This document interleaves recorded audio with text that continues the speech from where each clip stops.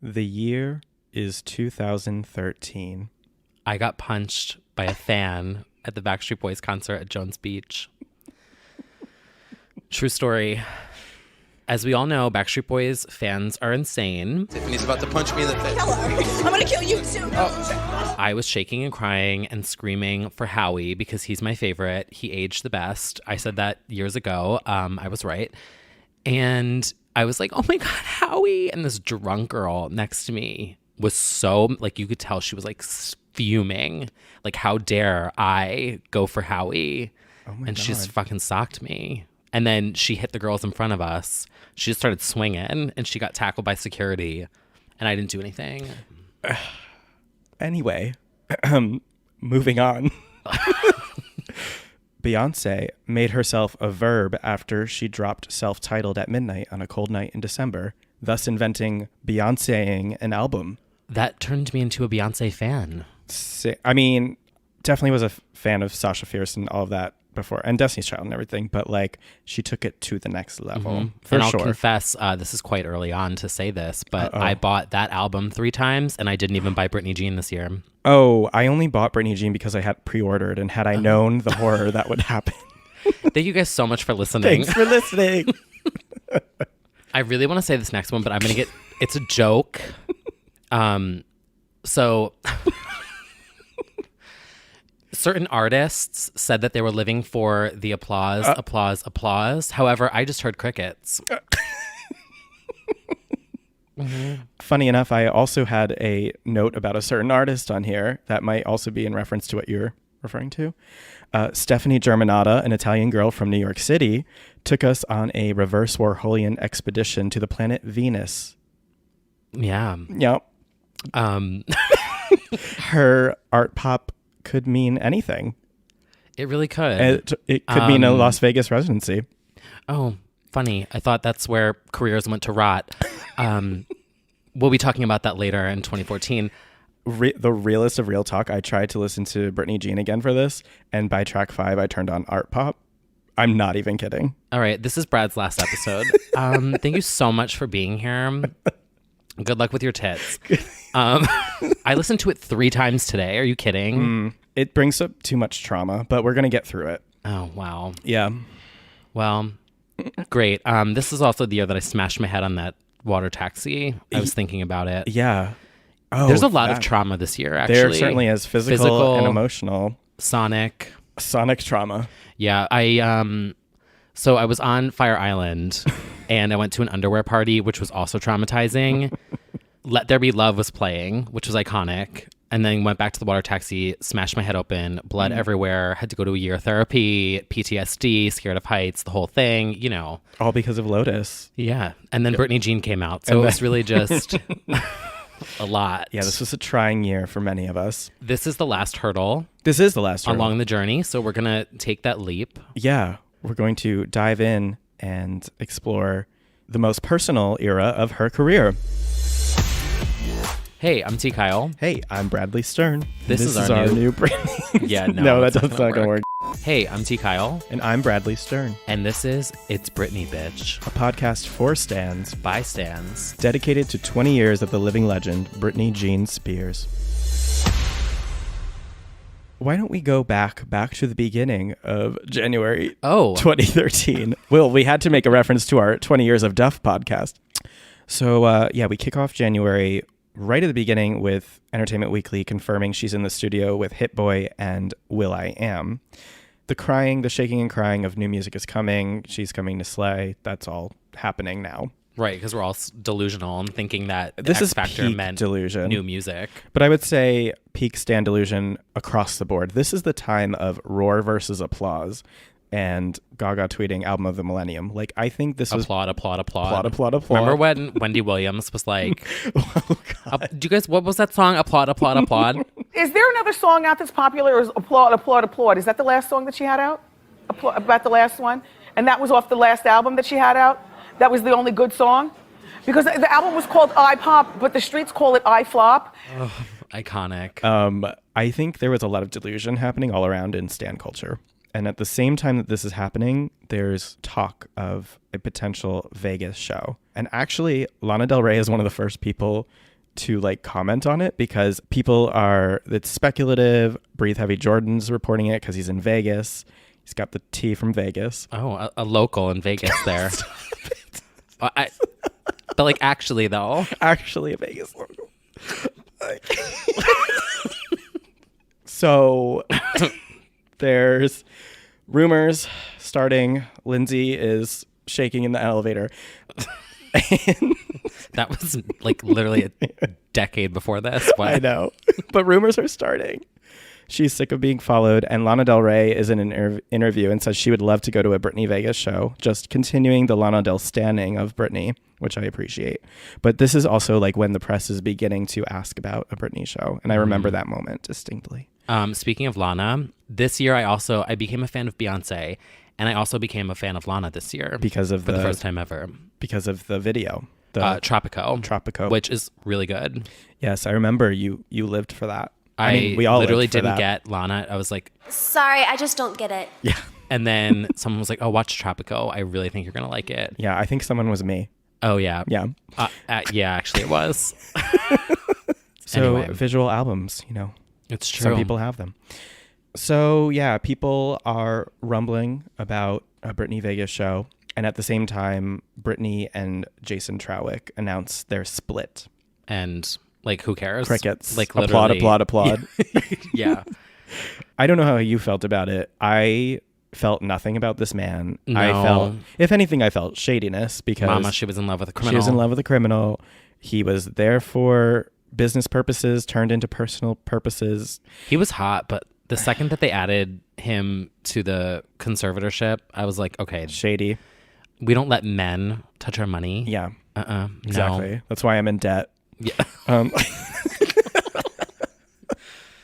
And now he's gone. To love, you have to let go. So she let him go. Till it's gone. Then, I don't know if many people even remember this. Hannah Spears was full on tweeting. Which, if you don't know who she is, it is a Yorkie, as in like a dog. A dog. Tweeting her dog. Yeah, her dog has a Twitter account. Which, is that dog dead now? She may be lying with Radar Horse. I am unclear. But I'm not lying. I'm seriously not sure. What's it called? The Rainbow Hannah. Bridge. What after something dies? Oh my God, I'm triggering somebody out there. I'm so sorry. I apologize. But Brad said it first. She may be heaven on earth. She may. That's awful. Why are we laughing? I don't know. This is uncomfortable. This is, but it's very possible she's like sitting on one of those tiny couches in one of her workout rooms. So, hey, Hannah. Anyway, she's tweeting. Yeah, and her dog has a fucking Twitter account and is like tweeting, teasing Vegas. And Hannah Spears, I believe, used to be Britannica and is now at the Britney Army. Oh, okay. It's because when I checked the tweet, it redirected to the Britney Army.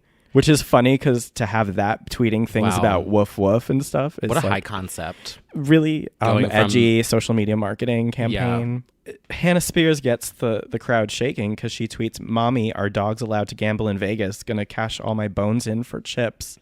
And Britney responds with like, "Oh no, sweetie," or something. And then hashtag Viva Las Vegas. And this is like their way of teasing the news. Yeah, Britney's tweeting at her dog and her dog is commenting back. Oh, it's interesting. I know a couple gays that do that.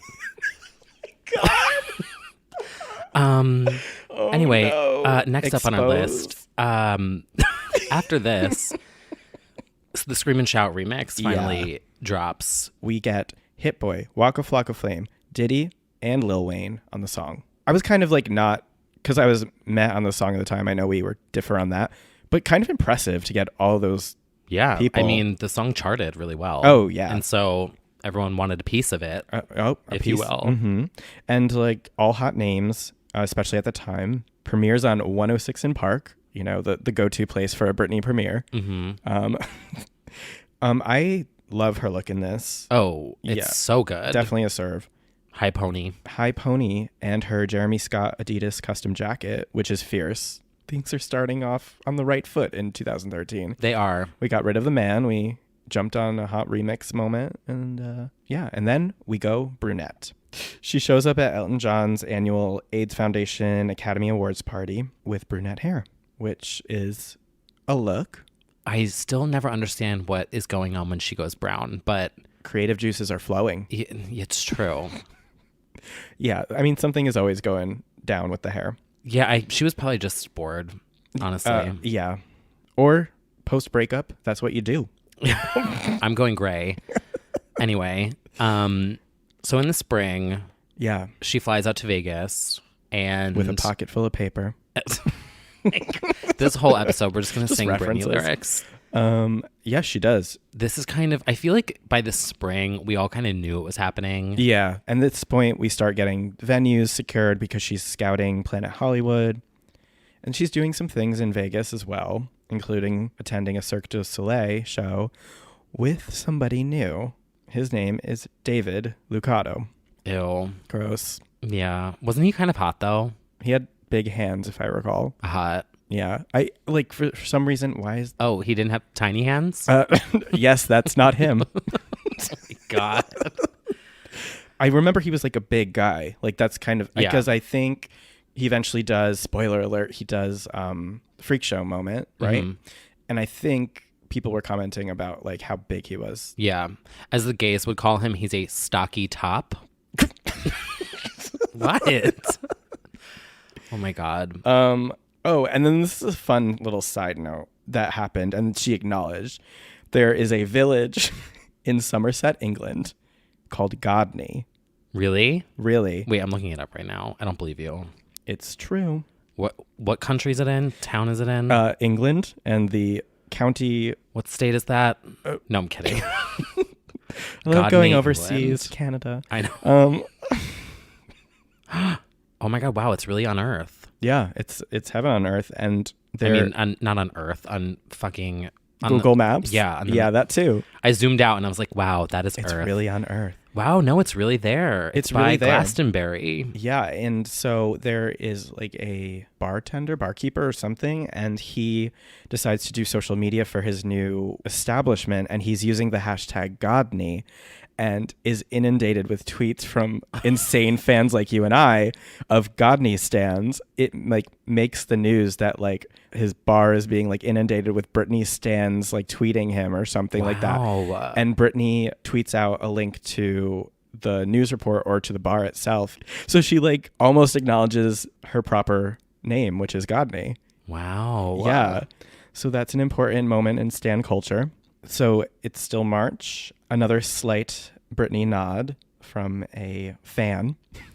The MTV Movie Awards come by, and Selena Gomez performs Come and Get It, a bop. It is a bop. And the whole time she's doing promo, she's saying that this album and this performance are inspired by Britney's VMA performances, specifically Slave for You, which is tea. I mean, it's a bold comparison. I'll say that. She was doing her own version of what she could do in tribute to Britney. Right. The best she could. Because now she doesn't even... I don't think there's any dancing with Selena anymore, but there was a time. There shouldn't be. There shouldn't be. And I say that with love. I mean, the whole Gen X, is that what that generation is? All of them don't dance. Who? Not Gen X. Gen Z. Oh, I thought you were like talking about someone named Jen. I'm like, who's Jen? Jen and Appleton? Yeah. Calling your manager. I'm calling your manager. Telling him Jen. Your ass. Jen can't dance, and neither can anyone in her generation. Oh my God, that's a really good tagline or something. Yeah, Jen can't dance. That's a girl group. That is right there. It is. Jen can't dance. Speaking of girls who can't dance, so Selena Gomez performs. Wow, what a segue there. Come and get it. Britney approves. She tweets it out, like, love to Selena. They've had a nice back and forth, I think, from that point on. Britney later credits Selena for a lot of the Sound of Glory. So that's nice. And to be honest, like, I was full Legend mode with this whole Stars Dance era. I was very into that and Come and Get It. So I really liked It Ain't Me. It Ain't Me. Oh, that's recent. Oh, yeah. Oh, right. She has other albums? Oh, God. I need to pull myself out of this hole before I accidentally shade someone that I'm not meaning to shade. Well, yes, that was her first post Selena Gomez in the Scene album when she ditched the Scene. I like A Year Without Rain. That's it. Oh, yes. A bop. Mm-hmm. We move on to more promo. I don't know if anyone remembers this blip. Shockingly, more promo. More promo. Will You Not does a Google Hangout session for Willpower album or whatever. So ahead of its time. Very cool and urban. Jesus Christ. Oh. Puberty. Maya, was that you? A little Sorry, too early for that. We're not there yet. So he does a Google Hangout session, which is like a webcam, multi-cam experience, whatever. And Britney pops on the screen for all of 30 seconds and describes Scream and Shout as cool and then leaves. Did she lie? She didn't lie. No. I think all of us were like perched waiting for like album 8 announcement. Not yet. But we do know that she's in the studio. There's like now paparazzi pics. So Yeah. everyone's shaking. Right. Our expectations begin to become very insane. At this point, I start getting tea myself as I rise up the ranks to irrelevant blogger status. From 12 to 14 to gays. 14 gays at this point, peak readership. I interviewed Danja at the CSAC Pop Awards at the New York Public Library. And That's a mouthful. I, of course, only had one thing to ask and was like, so blackout? Mhm. And Well, duh. Yeah. And he was like, I mean, I want it to happen. I'm here for her. Like, I'm ready if she's ready to hit the studio. Of course, he would probably do it. But Yeah, I believe he would. it just sparks the whole Blackout 2.0 like freak out. And at this point, we're still thinking she's doing stuff with Darkchild. She's not. Right. Then in May, will.i.am confirms that he is the executive producer. And so begins meltdowns. All right. Well, I feel like I should be fair. Okay. At the time, I felt like maybe he would just curate and not be so involved in everything. She clearly likes working with him. Clearly. And there are certain celebrities and certain figures that she has a really good time with. She does. One of them being Mario Lopez. Yeah. One of the only people that can interview her, and she actually has fun, which they have a couple moments this year that we'll discuss. Yeah. So I was kind of like, all right, they picked somebody that she likes being around. This could be a good thing. Mm-hmm. And Scream and Shout was a fucking bop. Right. Maybe this isn't the worst thing at the time. You hated it. I know. You were like... I hilariously did a full rant piece and then the next day did a full piece about how this might not be the end of the world. I like changed my tune so fast because in Stan world, I guess you have to just adapt with the times. But It's true. I did a whole like, how is this happening to us? And then the next day I was like, here are 5 reasons this could slay. And I was like, will.i.am and Cheryl, 3 words. will.i.am and Khalees. will.i.am doing like some Black Eyed Peas songs are good. Yeah. And like I named all the moments where he's like had slays in the past. And so that kind of lifted my mood, was to be like, let's think about at his peak what he's done. It's kind of hit or miss. It is hit or miss. I really like the song Someday from the beginning, Black Eyed Peas. Oh, cool. Brad's not aware of it. I think I might be. I guess I really had such a full-on ban of all things Will for so many years after that. Yeah. During this month, Shape magazine drops, and she confirms Vegas even further in that interview. This is kind of where the ball drops, I would say. Yeah. Like middle of the year, the Shape magazine promo. Right. That's where you go when you have an exclusive, is Shape magazine. She's doing yoga poses and also a boxer in the ring trying to defend herself. Yeah, and that's a wig. That is a wig. Like, this wig is not good. Yeah, she's serving something. It's like hard candy, mannequin, something. The wig is not a look, but everything else is. She also declares that her as of yet untitled album is going to be more hip hop than pop, thus continuing the trend of Something more urban. Oh, how that did not happen. Oh, what are you saying about Perfume? Yeah, what a misleading She moment. should never be asked to describe her music just across the board. No. To be fair, I have no doubt, knowing how she probably works, that she was working on a hip hop song literally that day or that week and was like, oh, it's Probably. hip hop. Yeah. But even though she like probably recorded 10 ballads after that. Right. And, like, she had no idea. No. Honestly. No, she certainly didn't. I mean, that was a fairly solid move overall, and it was very hype inducing, which was bad in the long run, but it was a good look. Yeah. And then she did an interview with Mario. Thank God. That was short. It was like a little mini tease. Yeah. But she gave us a look. She did. And it was the big wavy hair with the hoops. Mm-hmm. There is like a really good gif of her on the red carpet. It's like she did some Kiss FM thing, and she's on the red carpet and she's wearing sunglasses, and she just looks kind of. God. Do you remember that That's one? The She's moment. We'll have to tweet this gif. It's perfect for like walking into work on Monday, like. Yeah, just completely clueless. Checked out, and then things get a little Smurfy. Because Ooh La La leaks from the sky. I don't remember the leak.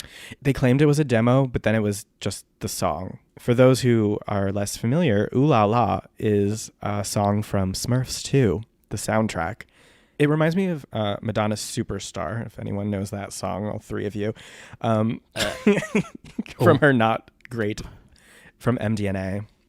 Oh, wait. Actually, they are exactly alike. Yeah. Oh my God, wait. They're like literally the same song. Yeah. Ooh, na, na, be my superstar. Oh. Ooh la la. Yeah. Oh, wow. Scalped. But it's fine because they can borrow from each other because Queen and legends, Queen and Princess. Legends only. Yeah. Smurfs only. She's not me, but she could possibly be. She could possibly. Unlike others. There could be 100 others in the room. Oh my God. None of them are clapping. Oh my God, I tease.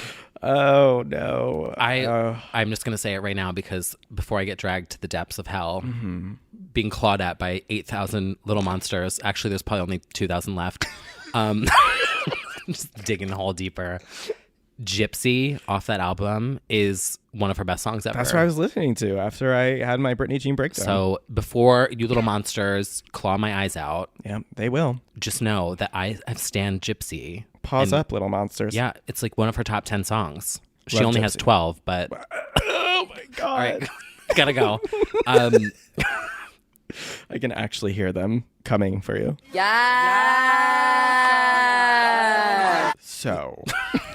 Our fave's literally going to be in Vegas like a month later. Literally. Will be canceled after a week.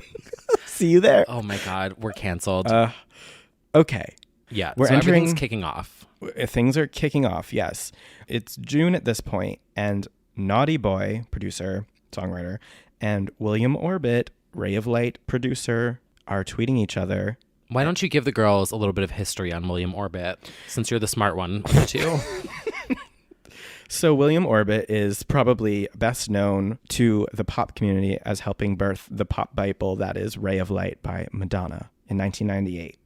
It was known as the Reinvention Album, and I think most people refer to that album as like when a pop star elevates, in the same way that Beyonce's Self-Titled, there were comparisons to Ray of Light, not sonically, but just like when a pop star attains a new level of like so kind of like when you like, level up a Pokemon. Yes, the evolution. Got it. Yes. Now I understand. I mean...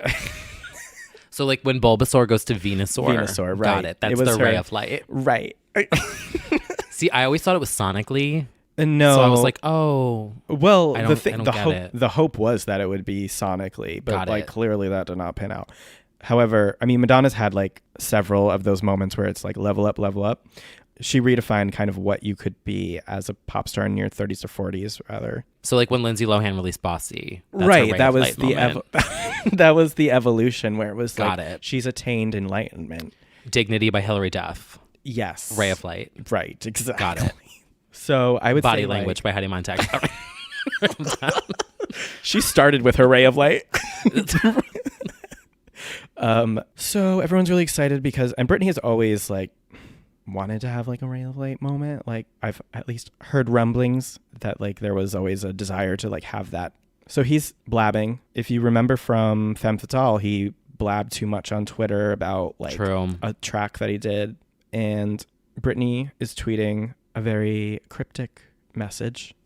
She says, recording a song for all my boys, smiley face. Which, what the hell do we think that meant in retrospect? I did a list of 20 things it could mean on MuuMuse.com. Oh, I missed that post. Sorry. Oops. It was like, could it be a boys continuation 2.0? Could it be like her boys, like my baby? Could it be my gay boys? She does an interview as well with Ryan Seacrest and confirms that the album's coming out by the end of the year. Calls it cool, interesting, and different with lots of guitar. Oh, wow. I've never heard her describe anything like that before. Yeah, vintage, faded, interesting. Yeah. Love these shoes. But the real trauma begins as far as the hype in July when she declares that this is going to be her most personal album ever. I mean, I blame hype a lot I blame a lot of things for what happened, but this is where our perception of what was coming was so off from what happened. Yeah. Because they decided that the marketing strategy for this album was personal. The joke about most personal isn't just there because she said it once.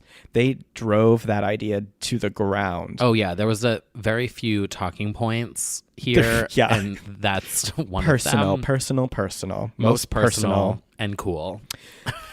Term of endearment. But we'll get to that. Oh, my God. So we're thinking she's recording her Ray of Light Spiritual Awakening personal album at this point. Jesus Christ. Who does make an appearance on this album. Anyway. Multiple times. Speaking of personal, the Ooh La La video drops. You know, I thought you were going to start Not Myself Tonight. Oh, no, that has a deeper it does. inflection. It does. I find this video to be so comical that I don't hate it. I think it's sweet. And that she did it with her boys. Right. She gets electrocuted in it. She does. Like sitting there. She was just there when the transformer exploded a few days ago. Oh. Right. Why is she having so much fun in this? I don't know. Oh, she loves it. She is so happy to be dancing around in a green screen. Yeah, with Smurfs. Flopping little Smurfs around on her palms. Yeah. And she's so excited. She's really happy. Didn't live for the hair. I don't like the curly. No, she literally served mom. It was pure mom. Yeah. But it was an upgrade mom. Yeah. From X Factor mom. Sure. I will say. Yes, it was. The one good thing about all of this trauma is that she's giving us good hair pretty much this entire year, I will say. There's a couple hiccups, but for the most part, she was giving like good mom hair. I agree with you. I found it hard to stan, but I was also... This is also just really fun when it comes on in Britney Power Hour. Oh, yeah. And everyone's like, what? Because it's like, literally no one knows it. They're no. Like, what is this? And why are there Smurfs? Smurfs everywhere. She enjoyed it. Oh, she sure did. And that's all that matters. It's true. Yeah, that was actually her most personal song of the year. But she also attends the Smurfs 2 premiere. Oh, God. In that blue dress. Yeah. And she meets a fan, Kathy Perry. Hey, it's me, Katie. Because I believe Katie also... Does she voice the Smurfette? Is that right? Or I don't know. Well... We're far I can't from say that I Cats, watched it. Yep. Oh, you didn't sit in the theater for... No, I haven't seen a movie in like 40 years. That's true. Since Burlesque, to be honest. I mean, after that got snubbed, I was like, what is the Academy? I'm over. Over it. Yeah. So they have a meeting photo, which is cute. And it's... I mean, this is like peak Stan Wars, so everyone's like, oh my God. This year really was bad for Stan Wars. Oh, yeah. I'm sure I didn't help the cause at the time. No, and I was awful as well. But this was the time when Gaga was melting down and doing those tweets like, I write for the music, not the charts, and like troll tweets about herself. Oh. It was a dark time. You know, like I say, everyone has a Britney Jean. Yeah. Yeah. That's So what else happened this summer? So we get a little scandalous. Where? A TV show called The Real. Adrienne Bailon, former Cheetah Girl, kind of spills too much tea about Britney on X Factor. And at first, I remember I was just mad at her. Yeah. And like fans attacked her hard. But if you look back 5 or 6 years later, you're like, she was only speaking the truth. Because Adrienne worked on X Factor, and she said that behind the scenes, during segments with the different judges, Britney could not hold a conversation and had to be fed what she was supposed to say. We kind of thought that. Mm-hmm. So it was kind of like, confirmation. Right. Everyone just attacked Adrienne, which I think comes from, as I said during 2011 about Britney being attacked for her dancing, is that Britney fans knew something was wrong, but they were like angry at the wrong thing. Adrienne kind of just like called it out. So there was that. Know who else called something out this year, which you just remind me of? What? Eve. Yes. Also talked about Scream and Shout this year. That's true. And I think it was on Watch What Happens Live I when think she so. was like... Speaking of English accents, what did you think of Britney's accent in her new song with will.i.am? Have you heard? I heard that might not be Britney. I heard they... Really? Why? What do you... Why? Really? Why? Who would have... It's someone else in the studio and they... That's what I heard. But you know, I don't know. It could be Britney, but I heard it wasn't. Really? Is that the I word? don't know, though. I don't know. So that was like another right moment that was like shocking, where I was like, the first of many times where people would suggest that maybe it's not all Britney on a track. Yeah. Yeah, we'll get into that. I mean, we've heard Britney before. We've heard Britney. It's not like it's unusual. Nope. So during this month, will.i.am, executive producer, is teasing this William Orbit song, calling it Out of This World, which at the time didn't realize that that was a hint at the title. Yeah. I think that hype is awful now. Hype is awful. And that's what I thought this whole year as I was It was a lot looking of like at things. It was so much misguided hype about this album, which they hyped the wrong thing. They should have just talked about the residency. Anyway. Which I have a theory about, but we'll get there. I'm saving the bombshell of this episode for the end. You're pregnant. Speaking of... I hate hype. Hype is so overrated. Hype is awful. By the way, stay tuned to the end of the episode where I'm going to say something that's going to shake the Britney community up. Thanks so much for watching. See you soon. Literally what we're doing. At T. Kyle Mac, you're a hypocrite. Yeah. Yeah. Anyway. Continuing on. Oh, more hype. Because BritneySpears.com turns over into a countdown with just the words, all eyes on me. People think that's the name of the residency. A countdown is, maybe it would have been cool in 2009, 10. It was just too much hype. So much hype. And none of it made any sense. Didn't make sense at all. And it didn't pan out. And then all we're getting musically is ooh la la. So it's like, okay, she's coming. You're really not, like, we're not shaking. We're just crying. So. Just crying. Speaking of crying, Sia and Britney start tweeting at this time about a beautiful and heartbreaking song. More hype. So she's in the studio doing what would be Perfume. And then here comes my dumbass, again, being a blog superstar. Britney teases something about hashtag Werk. But before that happens, I am told, because I am the stan who knew too much, I am told that the title of the song is Werk Bitch already, but I'm told it's spelled rock bitch. I'm told it's spelled she is a bitch. Yes. BICTH in that order. I am told that it's spelled WERK bitch. Oh, for her gay fans? For her gay fans. Oh, is it a term of endearment? As a term of endearment, literally. So I start Instagramming the letters WERK and like I remember you doing that.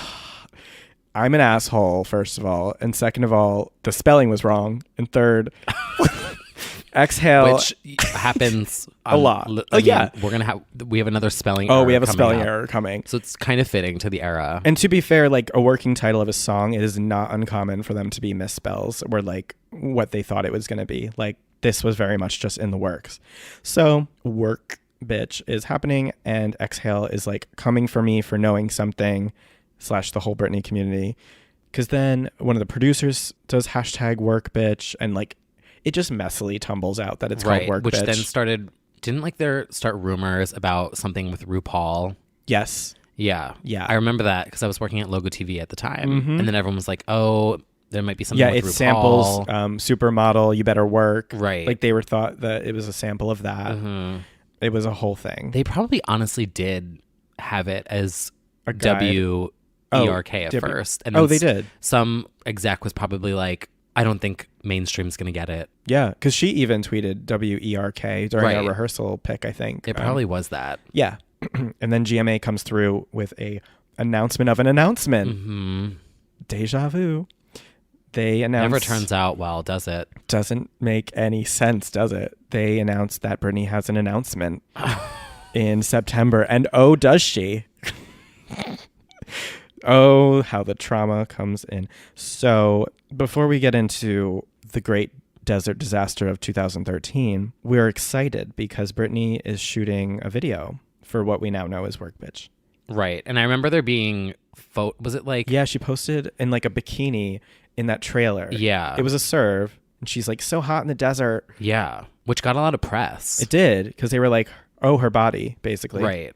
Like, oh my God, she's in such good shape. Yep. She's getting ready for Vegas. Getting ready for Vegas. Fit queen. Fitney. Fitney. Leading to the disastrous Good Morning America Piece of Me announcement. Well, didn't the song premiere before that disaster? Yes. Yeah. It did. I feel like, well, the album only got 2 singles. This was one. Yeah. I distinctly remember when it dropped, messaging you. I hated it. You hated it. You needed to So take a walk much. to Dunkin'. I tried so hard to. But do you know what? I think a part of it, and this was we'll get into, is because you knew that something was off about it, probably. Right. Okay, I hated it at first. You did. Because there was something off about the vocal of it, and I knew it, and I couldn't figure out what it was. I was like, there's something weird about this. The sound of it just like is kind of grating. Mm-hmm. However, the video elevates it So much. and everything else since then, like experiences, have elevated Werk Bitch for me Significantly. Like it's iconic now. Like I love Yeah. it. But the initial like, this is the first single and song from this new album that you've been hyping. The fucking Sia hype was huge because her stuff is brilliant, and the songs that she's done are like massive hits. That was the peak of every pop girl's working with Yeah. Sia. There was just weird like teases, William Orbit. I'm like, this is the lead single of that you're working with. Like, what is this? Anyway, but Yeah. that was that. You were mad. I was so mad. I liked it. Oh, But I I definitely mean- felt that something was off. I liked that it was gay. I liked that it was a bop. And of course, I like the ending of it as it all crashes. It's still a great finale of the song.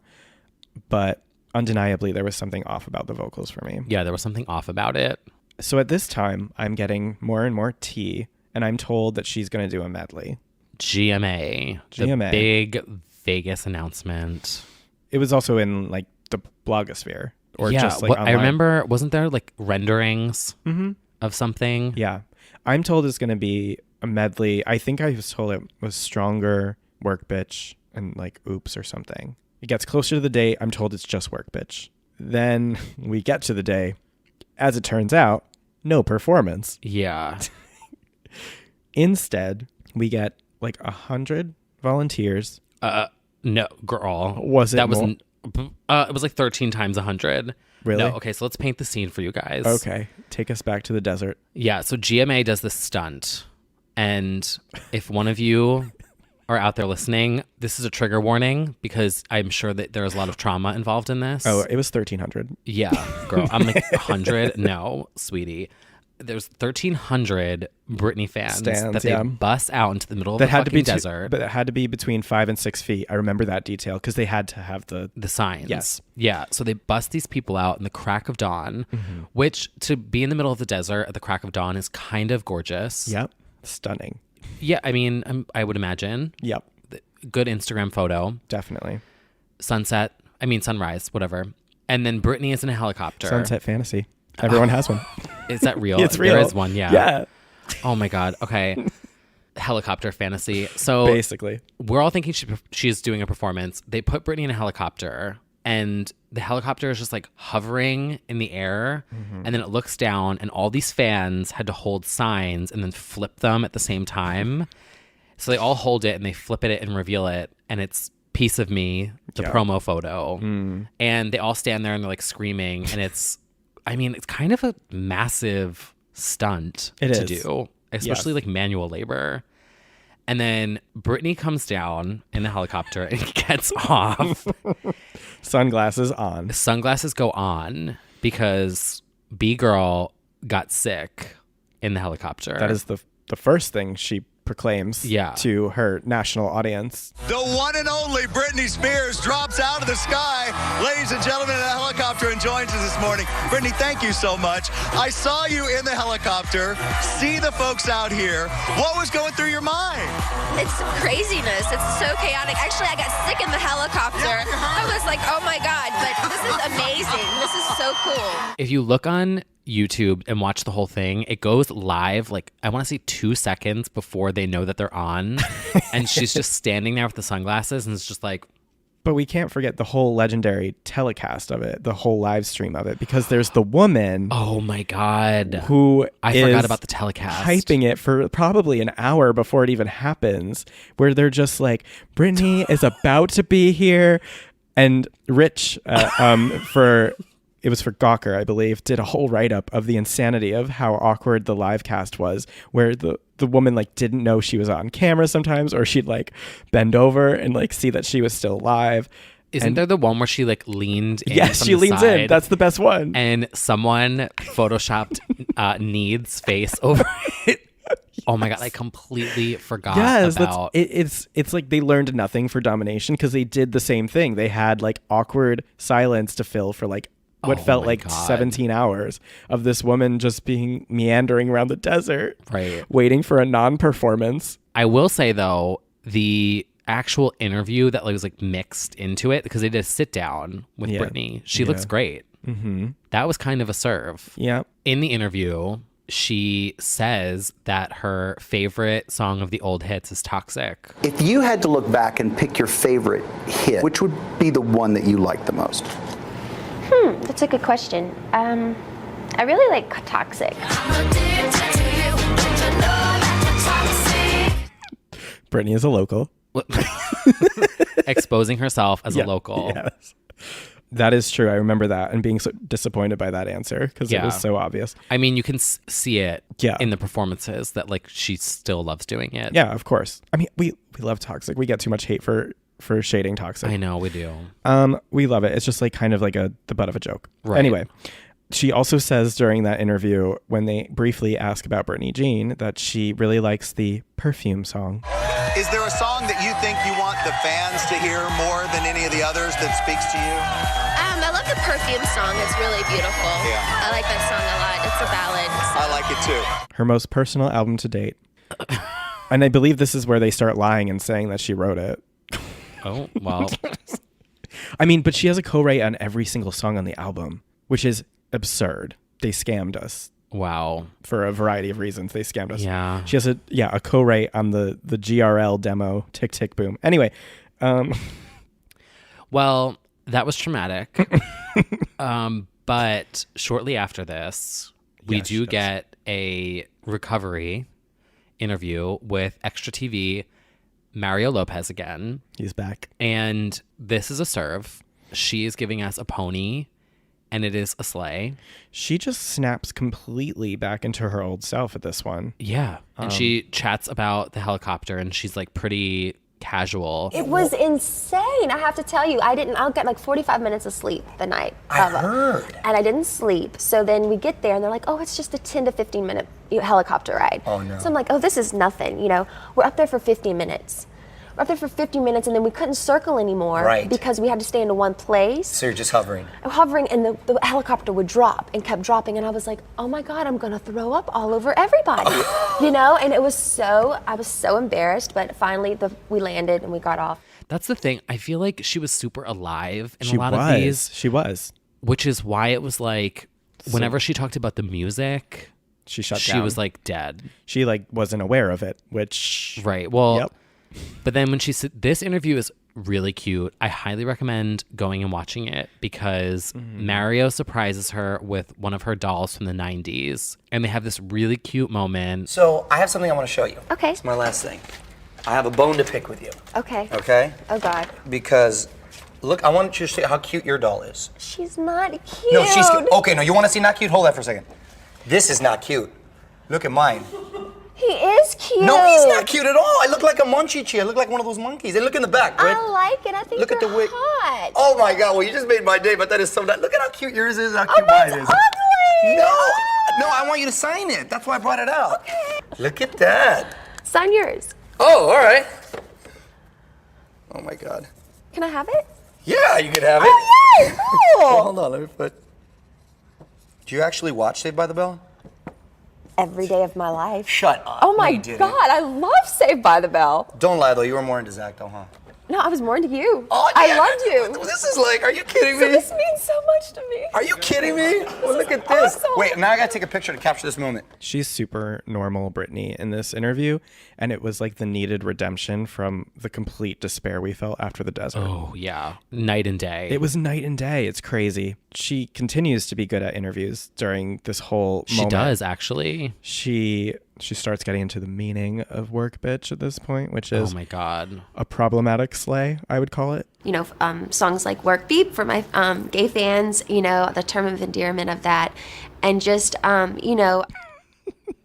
She meant well, which is the important part. There started to be some backlash from some gay outlets being like, she's fully just referring to us as like objects. What did she say? Gays are so like funny and adorable or something. She does like a Gay Star News interview or something like and she said they're adorable and hilarious. Adorable and hilarious, and people like fought her about it. Like some did because they were like, clearly we're not all funny. Like there was some humorless gays who were mad about it. I mean, this is like one of those cases where it's like her perception of the world is so stunted because of her celebrity that she doesn't really understand why it was kind of offensive in some ways to just be like work bitch, you know, for gays. But the intention was so pure and clearly so pure. And she just doesn't know. It's not an excuse, but it is the reason.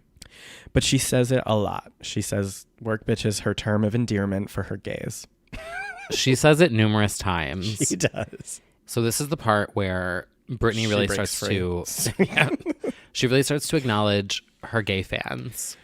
Yeah. And this is where the marketing work bitch is oriented to gays. Which was an interesting choice. It's a street slang for everyone. Like, you know, and I get to work and like, you know, that's what you do when you get to work. And it's like. The concept for the video circus is basically about, you know, a circus. It's like kind of like a respect to the gays as a term of endearment. Really? Yeah. I feel like it first started with the video because like everyone would always interview her and be like, so where does it come from? And like blah blah blah blah, what does it mean? Right. And she would always say that like it was the gays, which honestly is probably true. Yeah, she's surrounded. Like her choreographers, stylists, and dancers probably were like makeup artists, like all yes, gays. work bitch. Yes, like, we all absolutely. Say it. So true, she was being honest. And then there's this really good moment where it's in London. This is where she stops saying work bitch. She starts saying beep. Work beep, which is self-imposed, by the way. She decides that she cannot say bitch. Yeah. This is like the beginning of Britney self-editing. Yeah. And she said it's for her gay fans, the term of endearment.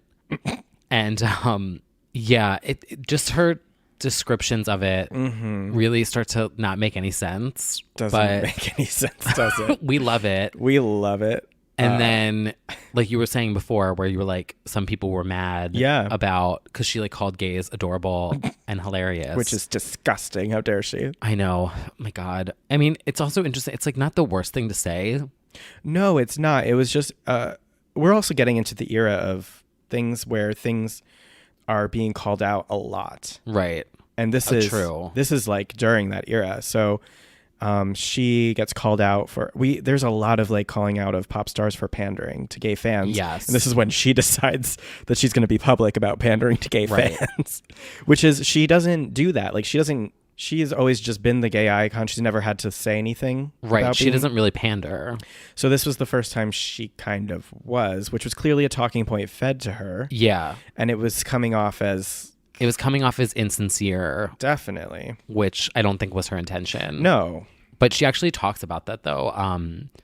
She did an interview, which actually wound up kind of making it worse. It made it way worse. But so she does this interview, and it's with Pride Source. The full thing is still online. The interviewer tells her about that whole like adorable and hilarious thing offending some people. Wait, what? Who felt the other way? She asks, sincerely concerned she's offended people and even a little lost. You get the impression Britney Spears doesn't Google herself.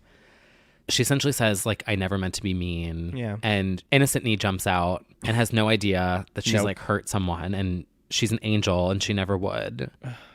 Ironically, she winds up making it worse. Way worse. With her next response, which I personally think is one of the funniest fucking quotes probably of hers ever. Yep.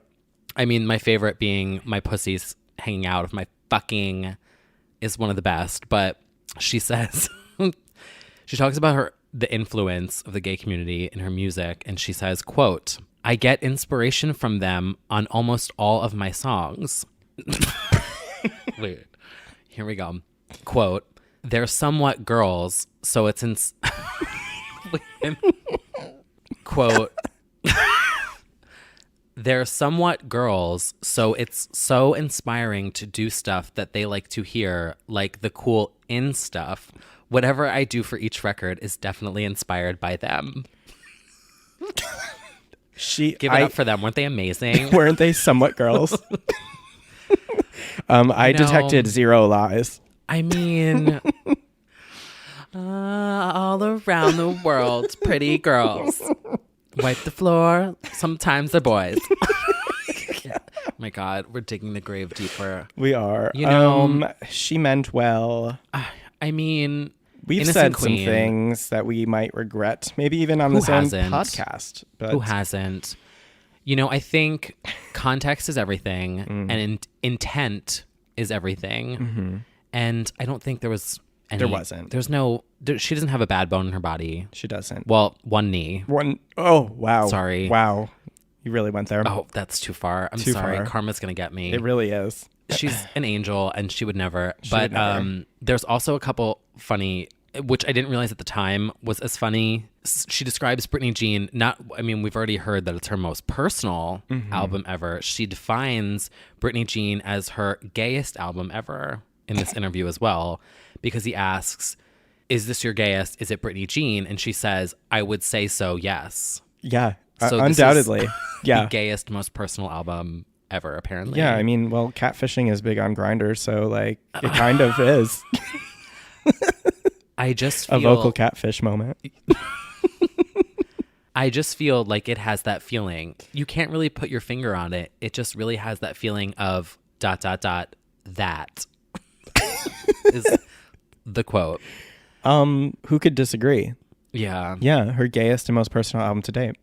And then finally, and this is, I have a theory about what she meant in this quote, but she's asked about being a gay icon. And her quote is, I don't know about that, but I know I do have gay fans. It says, I remind her that a large part of the community sees her as a gay icon. Her response, quote, that's nice. I don't know about that. And then he says, but surely she's thought about her status in the gay community, right? And her quote is, not really, no. The interview really just sinks off right here. It's so good. And she just kind of like shuts off. Yeah. And I kind of feel like she thought he was calling her gay. Like she thought it meant if I was like, oh my God, you're a gay icon. I bet. She totally. Thought, you know what I'm saying? She absolutely did. Where she was like, she thought he's calling me gay. Yeah. And an icon. And she's like, no, I'm not gay. But either humble knee jumped out or she didn't understand the question, which either one is possible. Right. But I support your theory that she fully was like, I am straight. She was reading it as like the adjective. It would really make sense if she read it very literally. I honestly think she did. I'm quite sure. Like humble queen didn't understand the concept of what being a gay icon is. Yeah. I would hope that in time with social media and things like that she has sort of like expanded her worldview of gay icon. Right. But what a delicious treat that interview was. Yeah. Somewhat Girls is Somewhat Girls. Incredible. Well, the gay legend really jumped out there. She sure did. And she sure jumped out of the Werk bitch video, which comes right after. Oh my God. So we have the premiere of the Werk Bitch video, which I analyzed on MuuMuse.com. And if you didn't know, she tweeted it out. She did. And didn't she crash your website? She crashed my website because normally it only has a bandwidth for 12 fans, and far more decided to visit that day. I was then at that point working at Idolater. I go out for lunch and my phone, because this was before like you could control your notifications and shit like that, or like I ever thought of doing that. It was like vibrating violently. Oh my God. And it was... Yeah, I know what that feeling is like. Yeah, well, whenever you get attacked by... Oh, I mean, that sounded so passive. The way I know what that's like because I'm so painfully popular. No, that's not what I meant. I was like, I was having a visual in my mind, and so I was checking out. This is very Britney of me. Very hotel fantasy. No, I remember at one point around like this time, Tyler Oakley retweeted one of my Vines or something, or like one of my tweets. Tyler's caused it. Yeah. And it was the first time I'd ever had like a viral tweet, and literally my phone was on fire. Yeah, I remember you telling me that. Tweets were firing off so fast. My phone was just like chirping. Yeah. And it was hot on the inside, and then the battery died. Yeah. And I was like, wow, is that what celebs feel like? They can't use their phone. Like you literally could not use your phone. Yeah, that is what happened at that time. I didn't understand what was happening because people would text me just like the word Britney, and I'm like, yeah, I fucking know the video came out. Right. As it turns out, I'm aware. She tweeted, "This made my morning. This is my favorite review of Werk Bitch so far," or something to that effect. Life affirming. I'd just like to thank the Academy for this moment. That was like a real crazy moment because it was like now she acknowledged the site because I'm like getting involved in her world. I didn't say it the last time, but I was like a plant in the Ellen interview. Like it wasn't, I was picked as a lucky fan. Like her team reached out to have me in there. Yeah. You didn't confess that to me. Oh. Wow. She was planted there. I was planted. But that happens though. I think as a favor, to be honest, because they knew I was such a big fan. Like they didn't, because they didn't. It's kind of a guaranteed safe. Yeah, because they knew I'd ask something that wouldn't be. Yeah, I did that once. With who? The Jonas Brothers. Oh, same. Iconic. Do you want to know what I got planted to do? Oh, wait, I saw you. You were in. It was live, right? Yeah. Yeah. So I can't shade you for being a plant because I totally have been one myself. Oh my God, this was so iconic. Well, I mean, I stood out like a sore thumb. So it was like literally like all these teen girls and then me. You're sometimes somewhat a girl, so yeah, as a gay, somewhat a girl, not somewhat yet a woman. A girl. Oh my God, that's a remix. Oh yes, okay. Anyway, I got planted in so this was like the Joe Jonas sex tape rumors. Oh yeah. And so obviously, one of these tweens isn't gonna ask about that, but I was about to. So they're like, okay, we're gonna let you go, but we have to plant you there, and we're gonna have a question for you, and it's like the big headline, so don't fuck it up. Yeah. So I'm like, oh my God, this is my moment. So I stand up. There's video of it. Yes. And I'm like, what is the craziest rumor that you guys have heard about yourselves?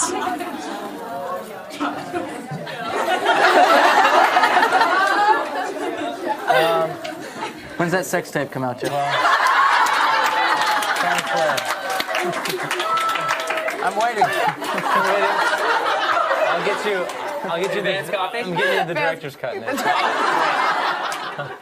And I like Kim G'd and like sat back down. That was good. That was iconic. Yeah, you set it up for them. I really did. They're forever grateful that you could be part of their legacy in shutting down the sex tape rumor. Wow. I'm literally Kim G. You are Kim G. And then the Jonas Brothers like broke up a year later, which is awful. I'm so sorry. Yes, you're still. But I had that moment. It's fine. Yeah, you did. He looked me in the eyes. Oh, reference. When I asked the question. Yeah. Got a piece of heaven. Oh, this is steering off course. You know what? I'm sure the people listening at home would love for this year to steer off course. I'm sure they would. Anyway, so where are we at? We didn't actually talk about the video, just the hype around it. And we can hold the millions video review. Should we hold it? We can hold it against us. Yeah. Yeah. Keep something positive for the second half of the episode. Yeah, that's fair. At the same time, I would say like days later, she goes to London and she does an interview, and like an asshole, I tweeted, because I knew the name of the album, I tweeted, I wonder what Britney Jean is announcing on the radio today. Oh, right, because it wasn't Untitled announced yet. Mm-hmm.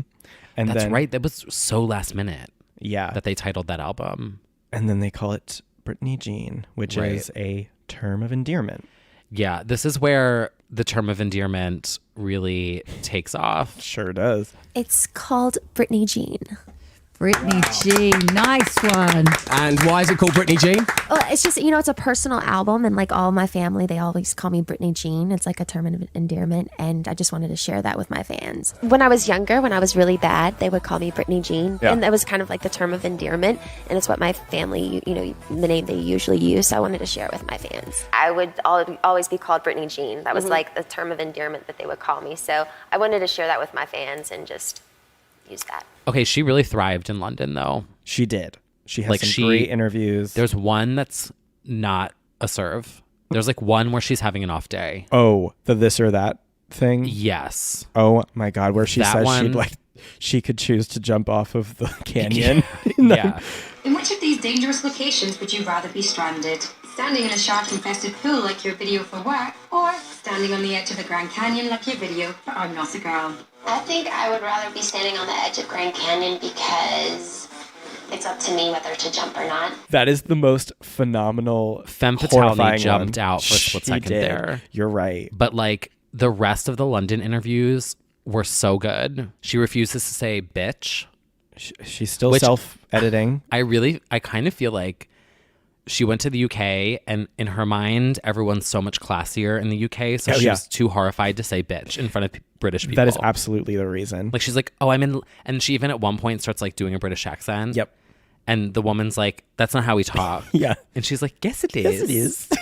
Like, she literally has this character of, like, I'm in London now, Tea I and have to crumpets, be classy. fancy. She just has that full fantasy. Yeah. London fantasy. And she can't say bitch. Nope. While she's in London. So she calls it work beep. Yeah. That's her own doing. And she is going to self-edit her next 2 videos as well. And all her videos, actually. Because of this newfound self-editing conservative side of her.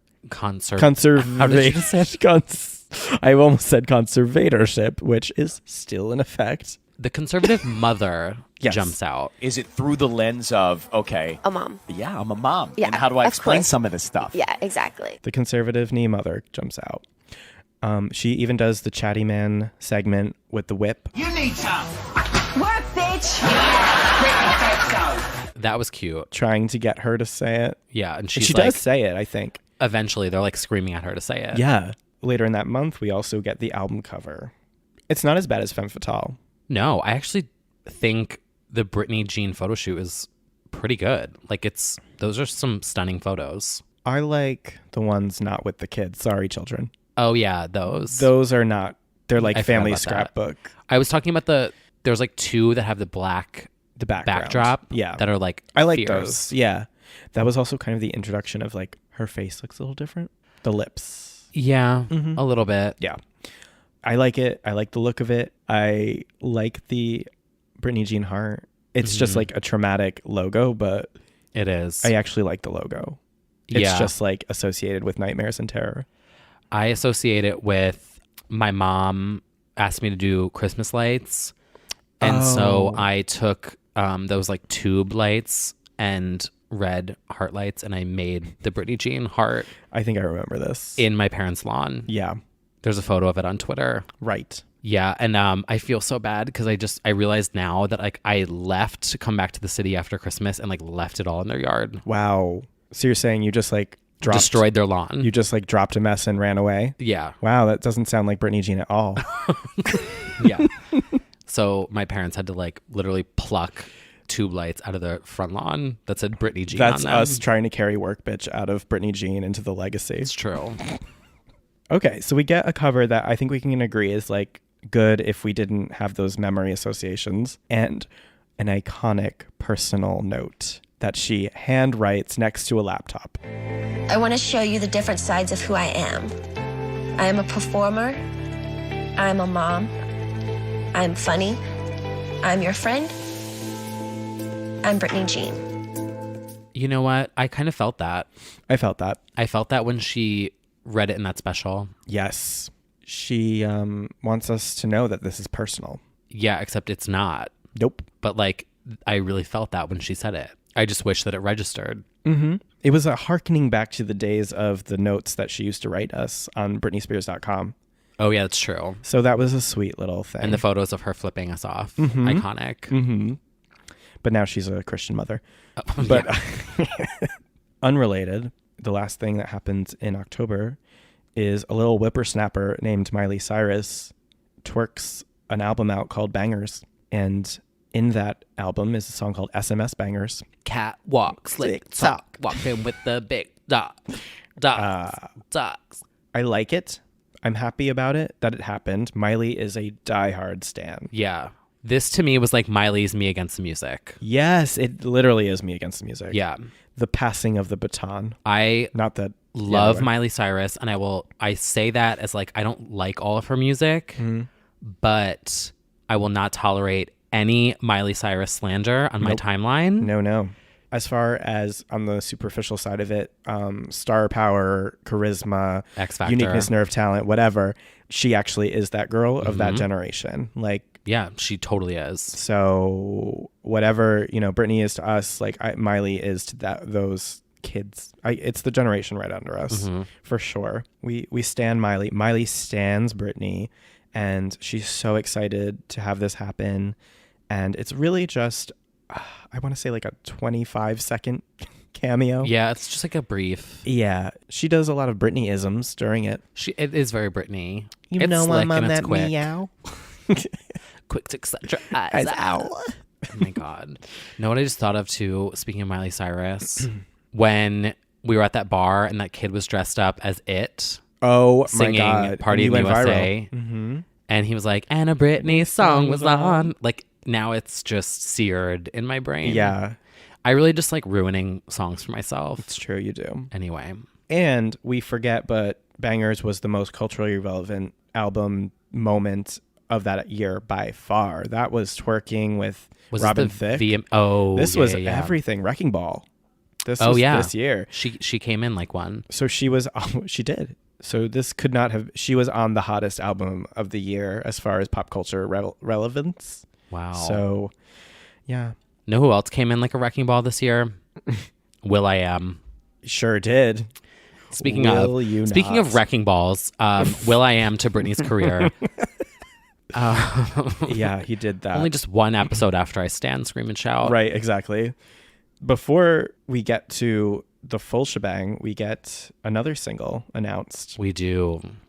And we get it revealed in an innovative for the time way, Snapchat lyric reveal, which is interesting. She signs up for Snapchat for a day and sends threatening lipstick mirror messages to fans. Yeah. It's very like Red Rum / getting kicked off of All Stars. And Perfume, the song, drops at that point too. Yeah. And had its own single cover. It did. Which was, I kind of liked it. Yeah. I'm not mad at any of the imagery from this era. No, I mean, I was kind of mad that they reused that one photo. Wasn't it like a Vegas photo for Werk Bitch? Yes. Yeah. Of but her like at whatever. The Vanity or whatever. Yeah. It's a fierce picture. At this point, however, we start to get a little nervous about the album because a series of things go very, very wrong very fast. Dev Hynes, who legend, Blood Orange, he did a million things, including Solange, Sky Ferreira. Like, he was working with all the cool it girls, and so he was rumored to be working on it. We find out that his song gets rejected. Naughty Boy says he's not on the album. Darkchild says he's not on the album. And then it starts to become clear that, like, okay, who the fuck is on this album? Right. All of these exciting names that we've been hyping for a literal year are not on this album. Then it gets messy. Passenger leaks. And it is a early version, I believe.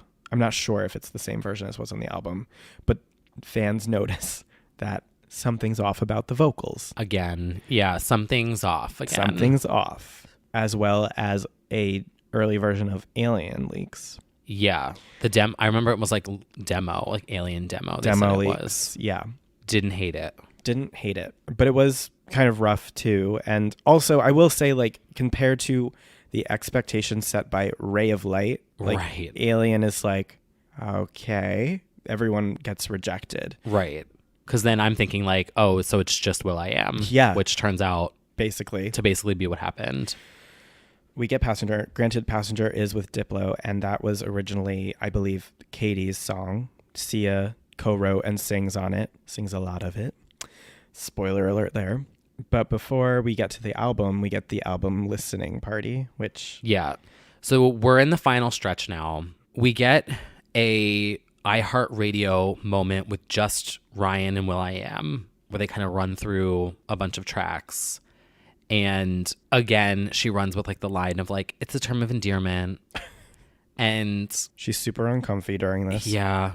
This is, I think, where we get edamame beans. Oh. Is another quote from it. Yep. We also are blessed with a meme that comes alive years later when somebody finds out what she did.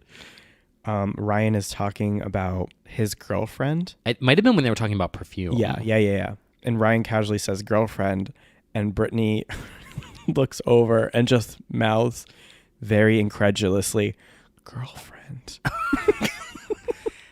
And that is where Britney realizes that he is not gay. Yeah. For the longest time, I thought it was fake. Oh, yeah. That like someone just captioned it like on a GIF because, you know, I'm guilty of it. Right. I'm guilty of like making fake captions on GIFs. But like if you watch it, she definitely like does. She has a full-on realization during that interview. She's like, girlfriend. And I'm like, oh my God, queen of pop. Queen of like truly showing on her face what she's thinking, always. I'm surprised she just didn't flat out be like, oh. Like, oh, you flat iron your hair? That's like somewhat like a girl. Somewhat like a girl. I'm sure she thought that. So we do get that moment of grace, that state of grace. But I also loved when they're like he's talking about Werk bitch and like her playing this character, and she describes herself as an actress. They know mommy's an actress though when I do videos, and it's like mommy's a character. Yes, mommy's a character. Mommy's not like that all the time. Yeah, loves a character. Yeah, and then we get into Ellen. Yeah, she does an appearance on Ellen where she just mom, complete mom. This is like the opposite of what I want. Yeah. She's like seeing Sophia, Grace, and Rosie again, who famously ruined my moment. This is my moment. Yeah, they what do? They serve cake. It's her birthday. They do like a thing for her birthday. Yeah. They have cake. Britney's in a tiara. She's feeling this. Yeah. She just wants to do this. She's like eating cake and having discourse with an 8-year-old. Right. Yeah. And then like Ellen's like, oh, so they don't say work bitch, like they say work biatch. Oh yeah. And then they talk about the boyfriend. Her relationship talk generally from 2011 to 13 feels like somebody fed her lines. Looking back, I'm like, what? Her relationships seemed very strange at that time. Anyway. So the album drops. And we get like a couple other final moments. So she does a Ask Anything webcam chat this year, which is the source of that iconic gift set. It's just her saying, cool, very cool, really cool, amazing, cool, really cool.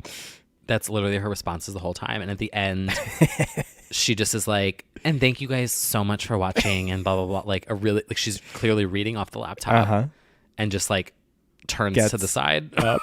She doesn't even get up. She just goes like this. That's right. She just leans over until she's off screen. Yeah, she just leans to the side so that she's off the webcam and then has someone shut it off for her. And then finally, the last promo moment of the year is I Am Britney Jean.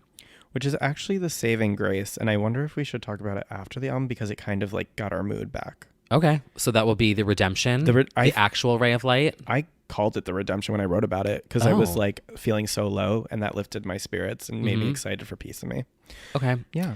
We're going to take a little pause. You'll have to wait and see. Yeah. Get some water, refresh your life because we're about to go there. We're about to get personal. People can take everything away from you. But they can never take away your truth. But the question is... have you subscribed? You can subscribe to It's Britney Bitch here on Apple Podcasts. You can follow us on Spotify. And where can you find us on social media? Where can they find you, Brad? Oh, if you want to follow me at MuuMuse, MuuMuse, on all social platforms. Lucky. I wish mine was all consistent. You can follow me not. on Twitter at TKyleMac or Instagram t.kyle or YouTube TKyleM. She was not consistent. And what's the OnlyFans?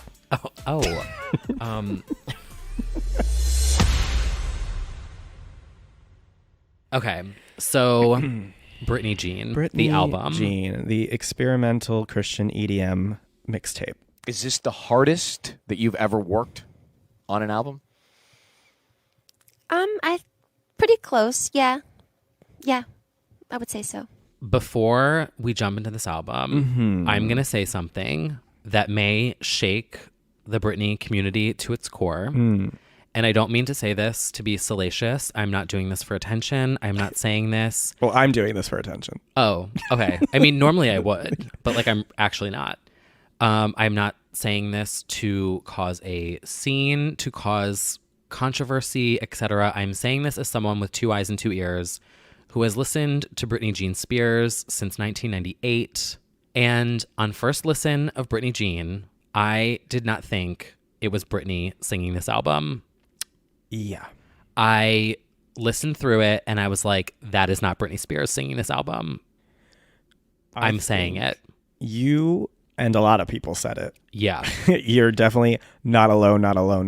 And to be more specific, I will say in each song, but I feel like she only sings less than a quarter of it. Yeah. And that is just my honest opinion. Yep. As someone with ears, and for you at home, I'm like no joke.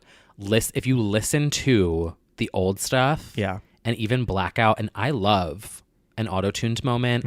I love an electronic moment. Brave New Girl, Femme Fatale. There's a lot of highlights. Yeah. Where they really, manipulate the vocal. Yeah, and like even in a lot of the EDM I listen to, of course, like Galantis, love Galantis. Those vocals are vocoded, which is fine. I stan. But like this, to me, was not Britney Spears singing.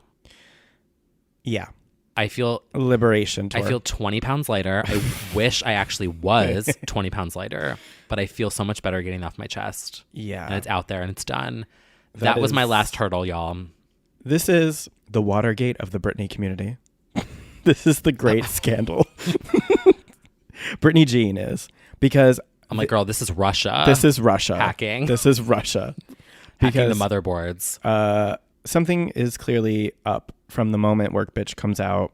Actually, not Perfume. Perfume feels like her.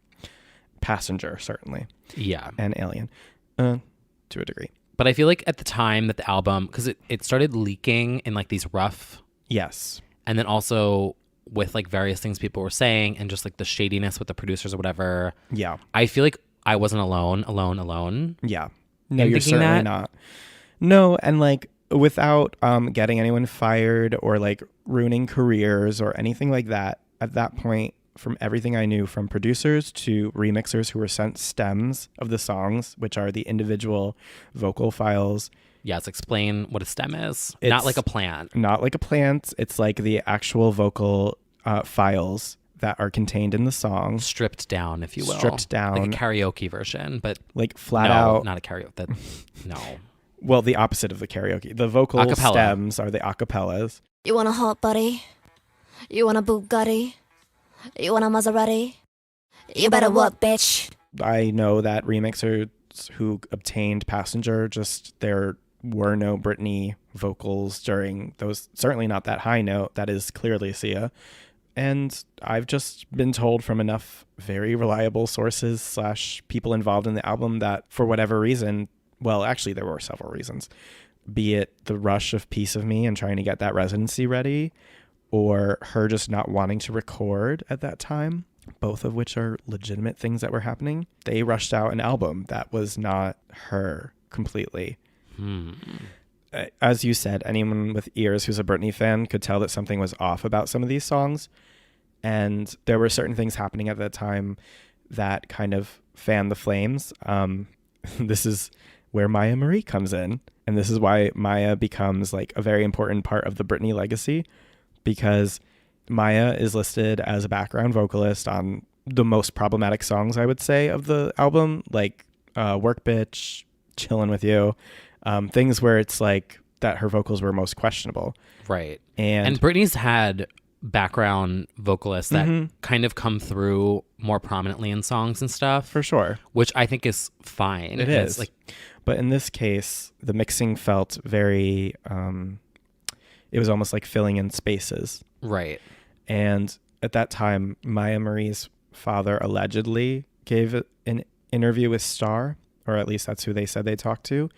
And you've got her father claiming that she did the vocals on this album, like, or that Britney isn't even aware of some of the who's singing on her album. Myah gives a statement after and says, her statement is like, I'll read it specifically because if you read between the lines, I am so grateful for the opportunity to provide background vocals for Britney Spears on a small number of her most recent works. I most certainly cannot take credit for her tremendous talent as a singer. She is a veritable living legend with a long-standing reputation for excellence in all aspects of her artistry. She is my idol, and I have nothing but the utmost respect and admiration for her. I have no further comment. To me, if you read between the lines, she says nothing about it might be me on the songs. Right, like it's a non-denial denial. Yeah. She's grateful for the opportunity, and she hails Britney as her idol. The other thing I'll say about that is Britney fans like came for Myah during this era. Like, they were mad at her, which to me is insane because she came in, did her job. Right. She's not behind the booth manipulating it so that she gets more up front on the vocals. She had no say in this. If it turns out that, like, as I will get into, I think Work Bitch is 90% Myah, I think that she had no idea what happened. I think she went in because she's done 2 albums with her already. Well, there's also, I feel like, and I've learned through being friends with you, sort of the process of music making. Yeah. I never knew about the world of like demos and someone will sing a song and then they shop it around to different artists and then someone will pick it up, or you know, and then like background vocalists. So it's like people are attacking someone who's doing a demo or background vocals, but like they're not the ones that at the end of the day save the final MP3. No, they're not. She's not mixing and producing it. Like how Brad would have no idea if I manipulated what he said when I'm editing this episode. Extremely true. Literally trusting me with his You are fans. You are the will.i.am of this project. Get out of my apartment right now. You did not just... Actually, though, we do have periods in our name, though. T. Kyle will.i.am. Wow, you guys should collab. The one thing I will say in Will's defense, and I'm not really defending him, but I think it's very interesting, and this could be its own podcast. There is a producer named Anthony Preston who is on board for this entire project. He primarily only works with Will. Up until this point, he did Night of Your Life, that song on David Guetta's album with Jennifer Hudson, which is a bop. A bop. But had done scattered songs here and there. He does the entire album and has no credits to be found after this album. Huh. He is featured on every problematic song on this album as a writer and or producer. Huh. I have 10 million questions for Anthony Preston, who I believe is quite shady. Well, he's here right now. Anthony, come on out. Come on out. But for real, I want to know why this person was so heavily involved in this album and then nowhere to be found. That's gotcha. Even more interesting to me than will.i.am or Myah Marie. I'm like, why did you get a hand in this project as much as Dr. Luke did and Max Martin did? Like, what? Like, who are you? So your theory was kind of looking at the credits and like deep diving into the technicalities of it and being like, something doesn't add up. Something doesn't add up with the credits. And then just as far as people being involved in the album that have talked to me since, I might have heard that she did not listen to the final playback of the album, which she as in Britney? Britney, as in she always attends the final playback of the album at the at the label, and she didn't even attend this one. which would suggest her level of interest in this album. Whoever was pulling the strings of this project was incredibly messy with the handling of it and with the production of it. This idea is not new, but it would have been a fierce EP if we just had 5 songs, 3 songs even, like Werk, Bitch, Perfume, something else. My theory is that they wanted to use it as a marketing tool for Vegas, thinking that, oh, no one's going to come to this Vegas show if there's not a new album. And then in I Am Britney Jean, she's like very selective in what they played at the listening party. Yeah. And I've been to listening parties before, and they literally start at track 1 and they take you through the entire album. And the fact that they didn't play the entire album for everyone in front of her, to me, was fishy. Britney didn't do that with this one. And so I was thinking, same thing. I was like, I feel like there was probably enough for an EP. And then someone was like, Will, you need to finish an album. Yeah. And whatever he did, whoever allegedly conspiracy theory we want to throw in there. Yeah. Something happened. Something happened.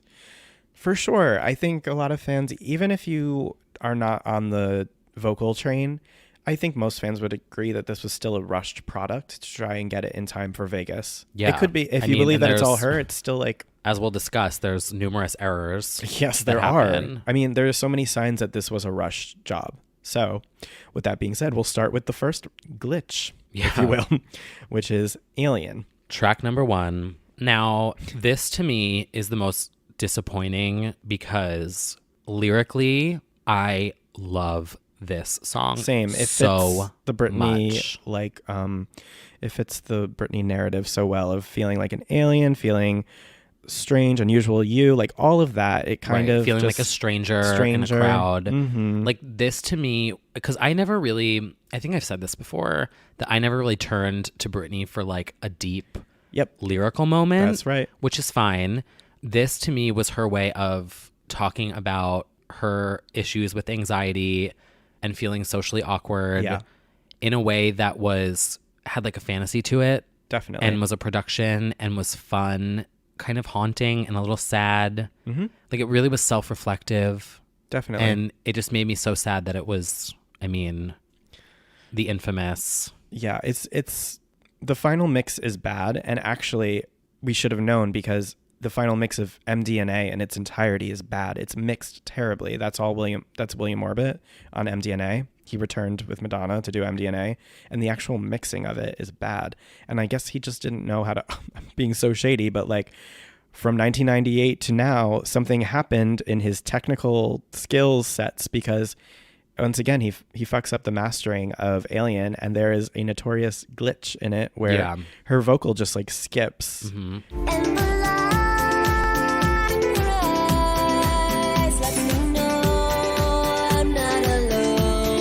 So embarrassing. It is. It's just like messy editing. And just distracting. Yeah, something they didn't catch somehow. Like they didn't really care about how this sounded. And then when it got called out, they like no one thought to fix it. No. I'm like, you can't just go re-export it.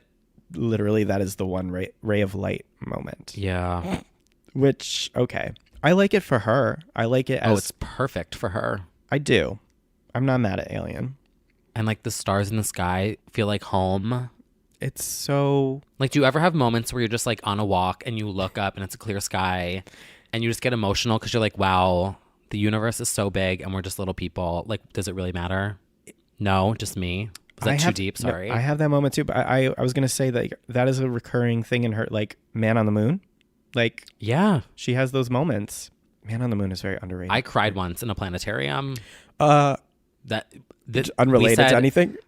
Well, stars in the sky, planetarium. Was it alien related or just? No. Oh, you just cried. I just was like, they were talking about how big the universe was. Oh. And I was stressed about little problems. Yeah. And I was like, you know what? It doesn't We're really just matter. Tiny people in a big world. Yeah. Big universe.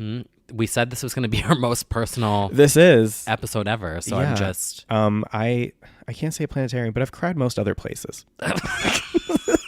The Ritz. Certainly cried at the Ritz. Oh, no. Yeah. Yeah. No. And that is Earth. And that is Earth. It's and you know hot. what? You're starting off on a personal note. Like, I'll give you personal so far. Yeah. Yeah.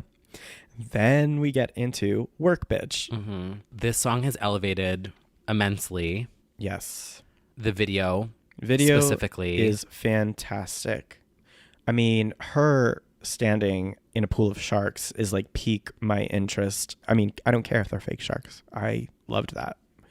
Yeah. Well, and everything from the making of the video, which we got to see in the special, was fierce. And you can see she's looking back at the takes. Yeah. And isn't there one part where she says, like, I want to look at everything when we're she done? Is. And there's a reason for that. Oh. I have a friend on set. Oh. Say it. So a lot of it gets cut, and I believe she said that already. She said because she didn't want to be sexy. Like there's a whole scene where she was writhing around with the mannequins that get blown up. Oh, right. That's gone. That's like, but she was like doing things in front of the mannequins. I don't know what, but like she had a whole writhing scene there. Gotcha. When you think about it, it is weird that like the mannequins were there for a half second. There was more to them, apparently. Gotcha.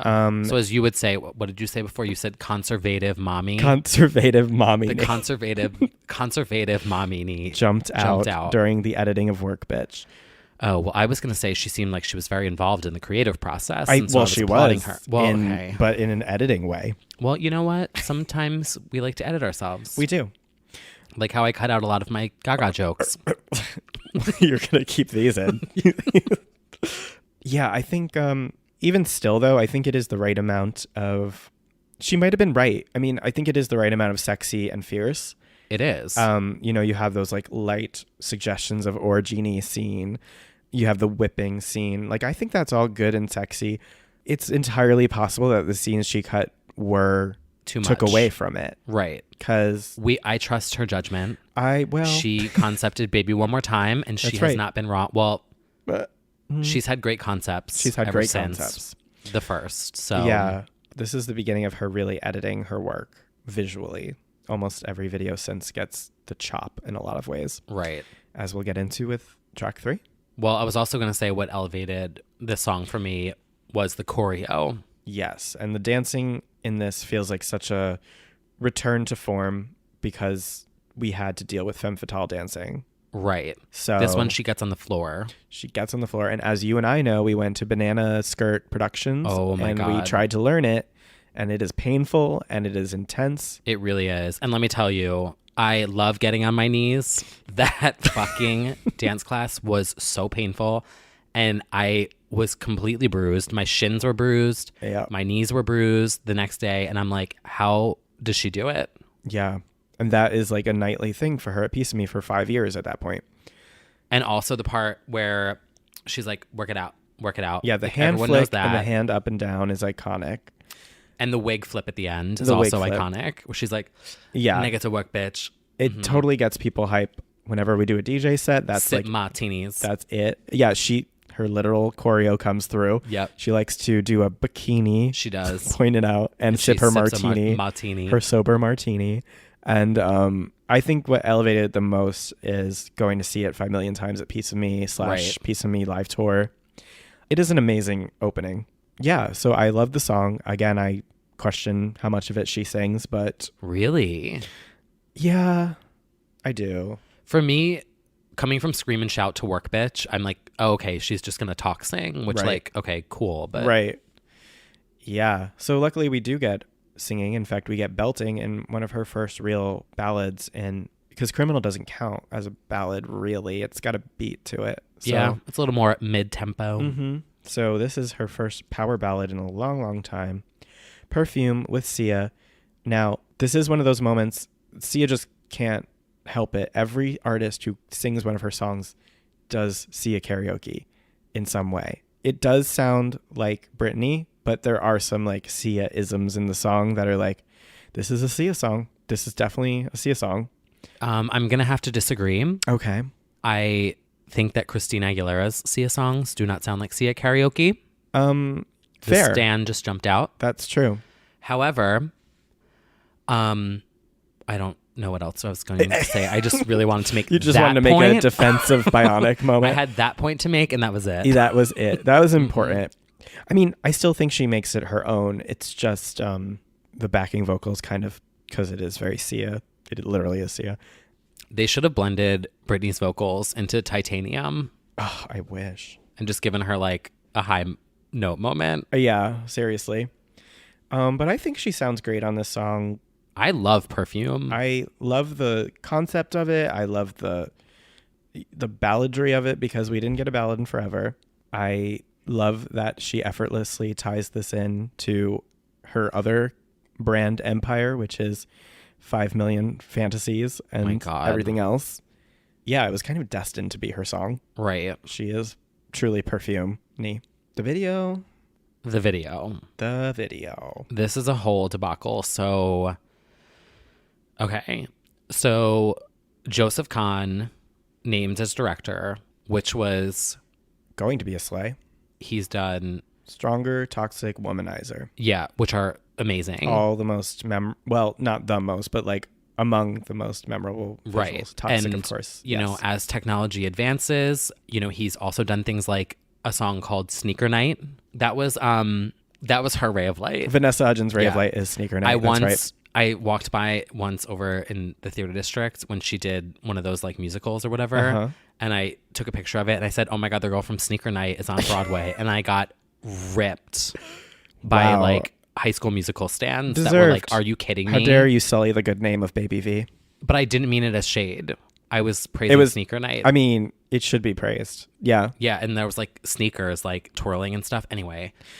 He does that. At this time, he's doing Blank Space for Taylor, I believe. Yeah. It was exciting to hear that he was doing this video. And then the fiasco happens. Yes. Now, how did this all go down?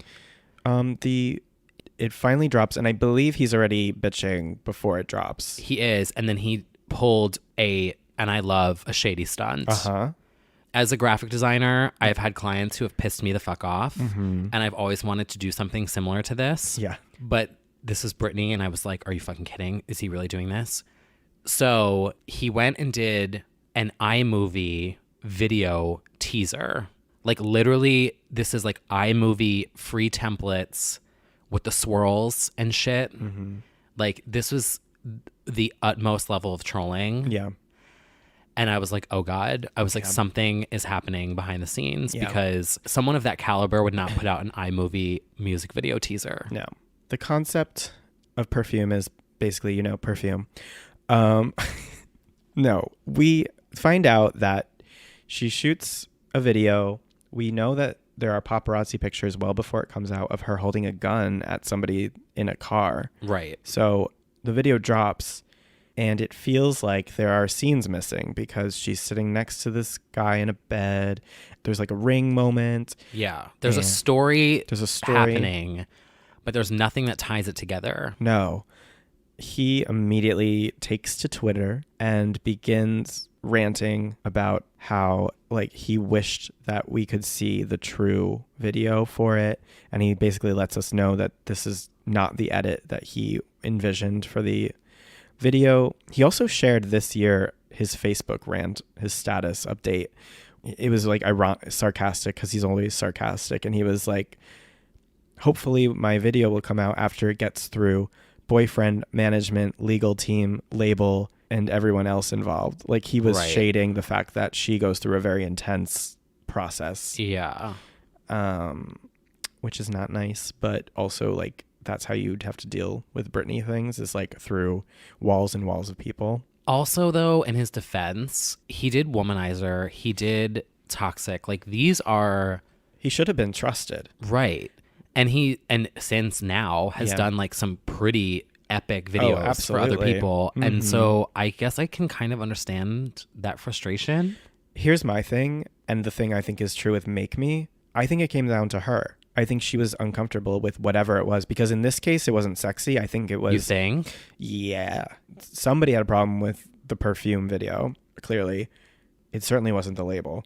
People always like want to blame the label for like watering things down, but it's like they want to sell a product. They want it to be shocking, or they want it to be sexy. Right. Like they're the make news and make headlines and have people talking about it. Yeah, like I'm always puzzled by that immediate reaction. Like, yes, there's a lot of label politics when it comes to like what songs should be the single and stuff, and they're always wrong and things like that. But it's like in the case of the visuals, like that's Team Britney. That's the director. That's them having a creative dispute. Like the label wants a really hot product, and this couldn't have been what they envisioned for the video.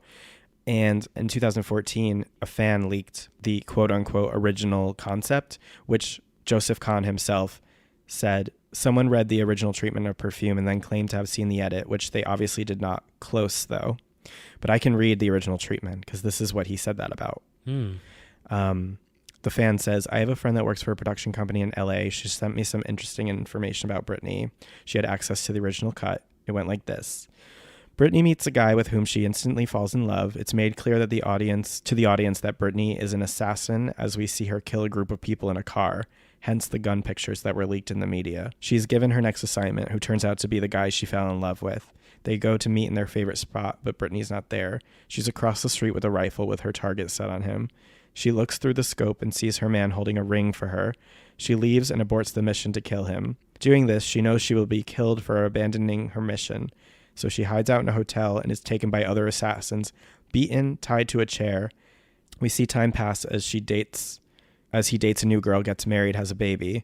We see him looking out the window thinking about Britney, his true love that disappeared. Then we see Britney on the floor of a hotel room, barely alive, as her body slowly turns to ash. The last shot of Britney is in the hotel room of her smiling, and their eyes seem to meet. Her body disintegrates, and the final shot is Britney and her lover kissing in the sunset. They turned the video into a cheating scandal rather than its true storyline because the team thought that it would put a lot of media attention on Britney that would be negative, mainly because of the killing scenes. And then just a little more, but... Let me, as Britney would do, sorry, I just don't get it. Well, Joseph Kahn himself said it's close. Right, but like that's so vague. It is. Like what's close? I don't know. Anyway. So that's Perfume. And then track number 4. This is the one that triggered me. It Should Be Easy. When I hear this, I experience something. It is a trauma. Yeah. 1 second. You're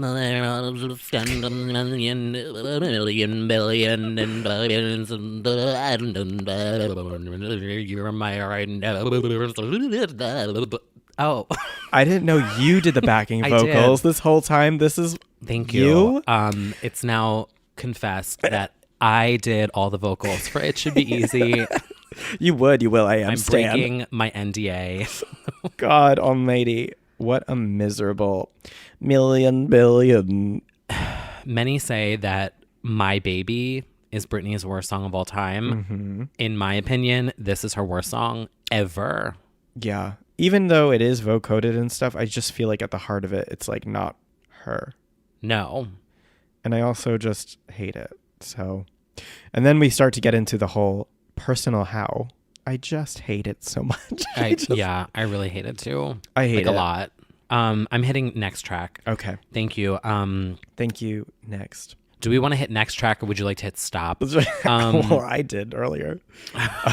So track number 5 is Tick, Tick, Boom. Tick, Tick, Boom. Yes. This is a bad song about Tick, Tick, Boom. I don't know. I know. It sounds like Tick, Tick, Boom. It absolutely sounds like Tick, Tick. The runs at the end are like not Britney Spears. No. Yeah. Like that is not Britney Spears singing. No. At all. And like this to me was a part of the album that is, I don't know who it is. Allegedly conspiracy, if you want to say it's whoever. For me, it's not Britney. No. I don't know who it is, but it's not her. No. I know what a Britney run sounds like. This is not Britney Spears singing the song at all. I don't know who that is. Well, so like for me, I listen to it now and it's like the runs are funny to me because it's someone trying to be Britney. Yeah. I loathe. I hate. Yeah. So painful. It is so painful. And we get, it's a feature. We get T.I., right? Oh, right. Who says the worst thing on it. He says, eat it, beat it, somebody call PETA, right? I just got it. Yeah. Eat it, beat it. Anyway, that's disgusting. Yeah, you would definitely hate it. If you hated what you thought Inside Out was about, you definitely hate. Yeah, that's inappropriate. Yeah, inappropriate. The conservative mommy is jumping out. I literally am like that, though. Now that I'm thinking about it, I like the conservative mommy jumps out sometimes. She certainly where I'm does. Absolutely not in my house. Literally, though. Oh my God.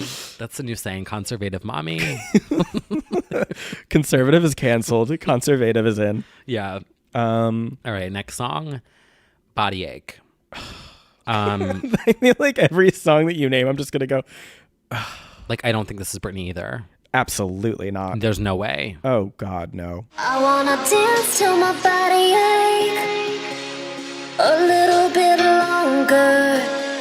Literally, it sounds like a Frankenstein production. If it is Britney, then the editing is just horrible because it just sounds like they've stitched together words. Like, coming from the last track to this one, yeah. To me, they don't sound like Britney, but then these two sound like two different people too. Right. Like, I'm like, you're not Britney. You're not Britney. Yeah, it is an alien. Like, literally body double ache. Body double ache. I've even heard that there's like, it's not just Myah that does vocals for her sometimes. So I don't know. This is just, it's so foreign to me. It just sounds like somebody else. Yeah. Well, let's keep on going. Keep it going. Till it's gone. I like Till It's Gone. Yeah. Yeah. Of this like sweep of anonymous singers, whoever is singing Until It's Gone.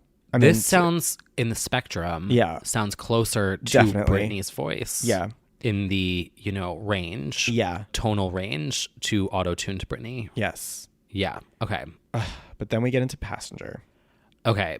This is the one where I feel like it's three different people singing. Yes. And, as stans, we've probably all said this at some point in time.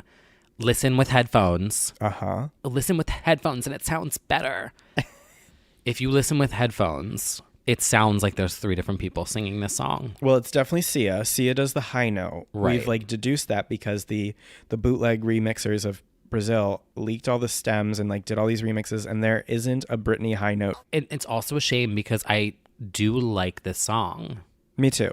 Well, this is still... And I kind of like the lyrics for Britney. Oh, for sure. Yeah, this is also a kind of spiritual song. It is. And I mean, ultimately it's Sia, Diplo. It's like good company. It's just somebody mishandled the vocal stems on this one big time. Right. And this one for me was kind of like, because she went through a period, still kind of is in a period where she doesn't have control. She was happy with whoever this person was. Yeah. Taking control. Literally of the song. See more without a map. Mm-hmm. Get it? Not knowing what's out there because she doesn't have a map. Yeah. Yeah. It's really deep. It's deep. It connects with me at the same level as Alien. Right. No, I like the idea of it. I wish that she sang it. I wish she sang it. That's literally what it comes down to. I get so frustrated with these like Justice for Britney Jean. There's like every now and then somebody will have like a Justice for Britney Jean moment where they're like, it wasn't that bad. And it's like, number one, it was. But number two, do you think it's her worst album? It's her worst album. It's her worst album. Yeah. Okay. Thank you. That was another thing I needed to say. Yeah. But like number two, even if the songs weren't all that bad, the dubiousness of these vocals, I can never fully enjoy this album knowing there's too much shadiness behind the scenes. Nope. Like, I'm sorry, even if you like the songs, okay, well, maybe I did she's enjoy not it on today though when I was listening.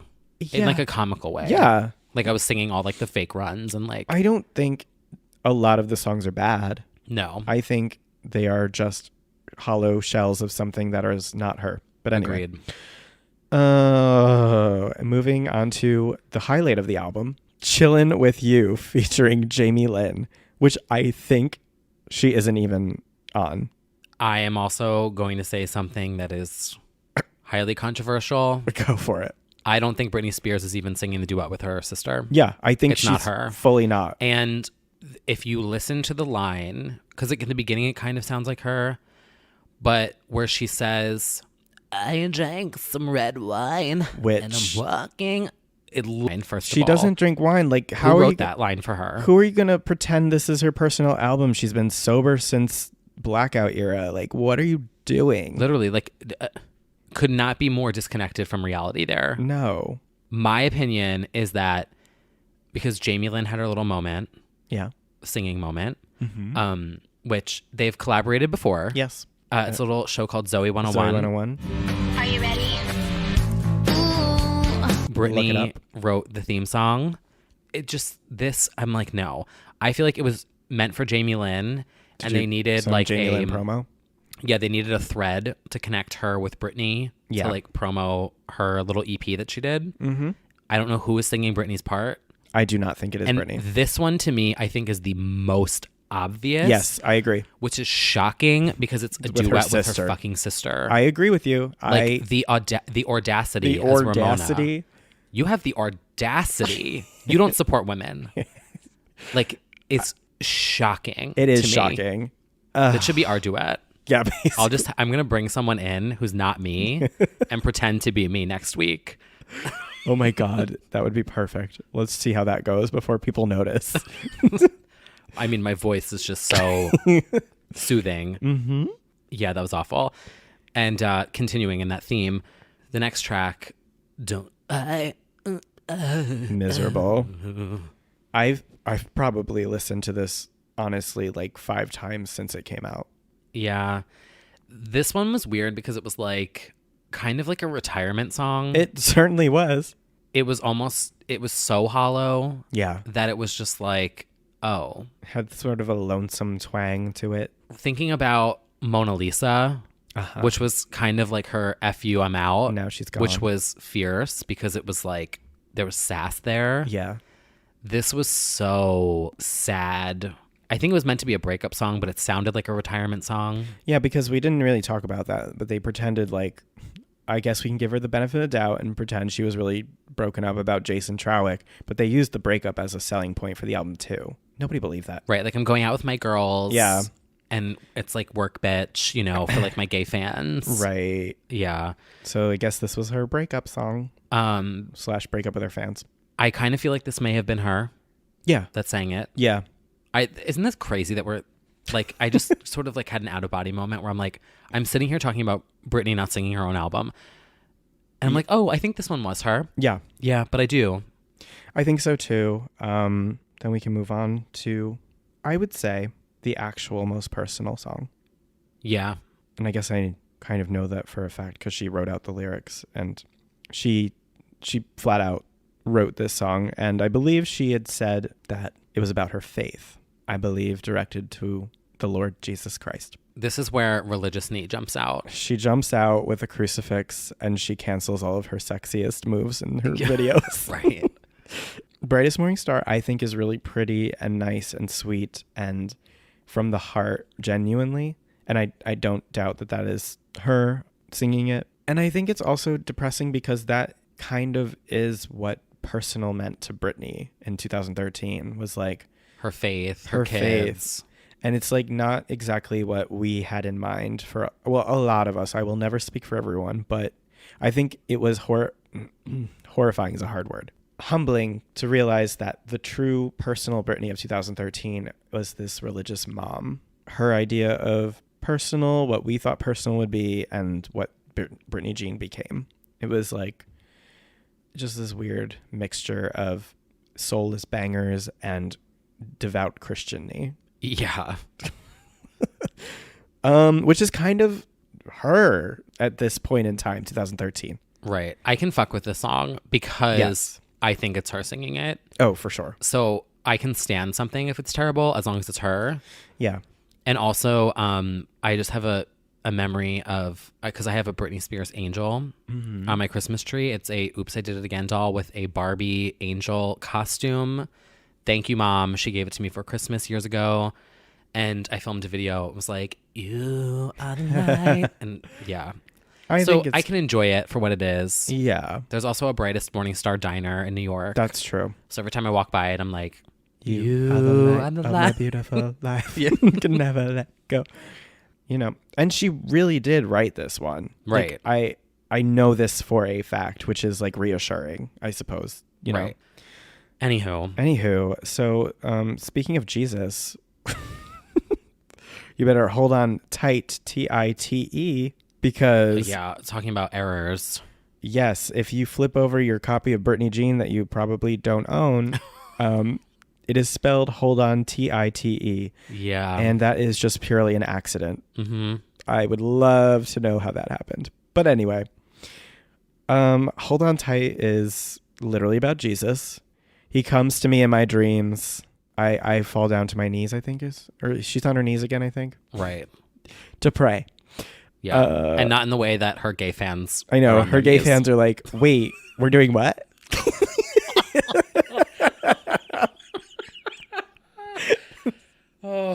Yeah. I don't actually mind Hold On Tight. I think it's a pleasant melody. Like if we're talking like song structure, like I think the chorus is kind of pretty. Yeah, and it has an interesting electronic. It does. To it. It does. It's kind of dark and warpy. It's like a little interesting. I feel like it's her singing this. Yeah. Which is why I'm also like, okay, you can stay. Mm-hmm. I think anytime she veers religious, it's her and it's personal. So, right. You know, there is some truth to it. Then we get onto something I know that you at least semi-bop to, which is Now That I Found You. Did you say semi-bop? Yeah. Okay, Do you fully it's not bop? semi. I fully okay, he fully fucks. Now That I Found You. Now That I Found You. Okay, and hold on tight. He's jumped off the couch. Yeah, I did. This is the best song on Britney Jean. Okay. I mean, if we want to really it's not a whole lot to choose from. True. This is my favorite song on Britney Jean, and this is Britney's Avicii moment. Yeah, a pure, unadulterated ripoff of Wake Me Up. Which, you know what? I love Avicii. Yeah. For Britney to have her Avicii moment, I was all for it. It is such a knockoff. Yeah. And I have like a remix that I always sing every time I hear it, which is why I probably go off to it. Yeah, probably. I mean, I don't know if I should sing it. I think you're going to anyway. Should I? Is that really embarrassing? I don't know if I know this remix. I probably do though. No, you don't. I've like literally never, like whenever For the first time ever? Yeah, because I don't fuck with Britney Jean. I only listen to Perfume, Work Bitch, and Now That I Found You. Right. The other ones are all they don't sit with us. No. But oh my God, this is so embarrassing. Well, before I sing for you all, I'd just like you all to know I'm not a singer. But well, neither are any of the girls on the charts right now. So you're neither are the girls that are on Britney Jean, plural. God, that doesn't sound like her. Fucker, that was where my remix came in. I was thinking about it and I was like, let me hear it. I'm unplugging MuuMuse's mic. MuuMuse, shut the hell up. I'm distracted by vocals. So wake me up when it's all over. When I'm wiser and I'm older, I can myself in myself, and I didn't know I was lost. Yeah, it's literally Wake Me Up. Yeah. Oh, great. It is. It's just a knockoff of it. I mean, and I guess I was like appreciative that they knocked off a good song. Yeah, I mean, one of the biggest hits of the year. Mm-hmm.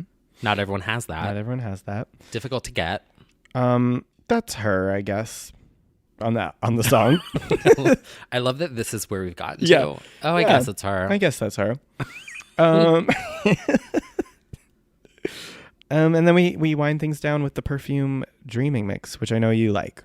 I do. I like this one better than the other one. Yeah, because they ruined, in my opinion, the beat of Perfume is like too loud of the original mix. There's like this recurring like crashing propulsive beat that's like right that didn't need to be there. It like zooms in, it like slaps you in the tits every single time it zooms in. It is a tit slapper.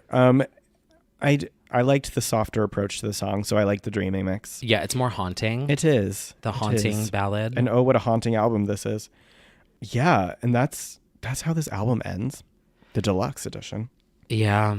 I didn't buy it this year. That's the one thing I have to confess. Like, I am a fake fan. I bought it. Why would you like be a fake fan ago. for not buying somebody else's album? Oh? I know. I bought it like 2 years ago because I have my Legends binder and there was an empty, like literally an empty space in the CD slots. And I was like, oh, that's for Britney Jean. I should probably fill you in. Anyway.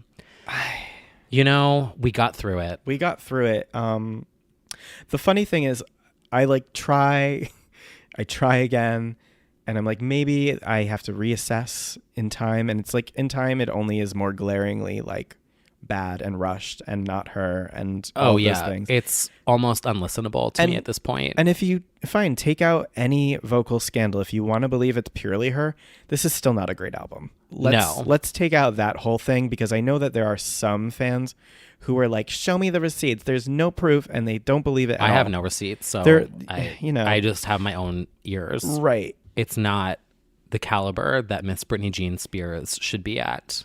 No. When the album came out, I was in such a deep depression about it. I like felt like I went through a divorce or something to that effect, because I felt like this was the first time. I've always said, even if her personal life faltered, even if anything else falls to shit, the music will always be great. And this was the first time the music was not great. No. It violated like a perfect streak, and I'm so bitter about it. Yeah. And it always just rubs me the wrong way. Anytime somebody like says I'm being too shady about it, I'm like, no. You had a streak of #1 albums. It was flawless. Everything was flawless.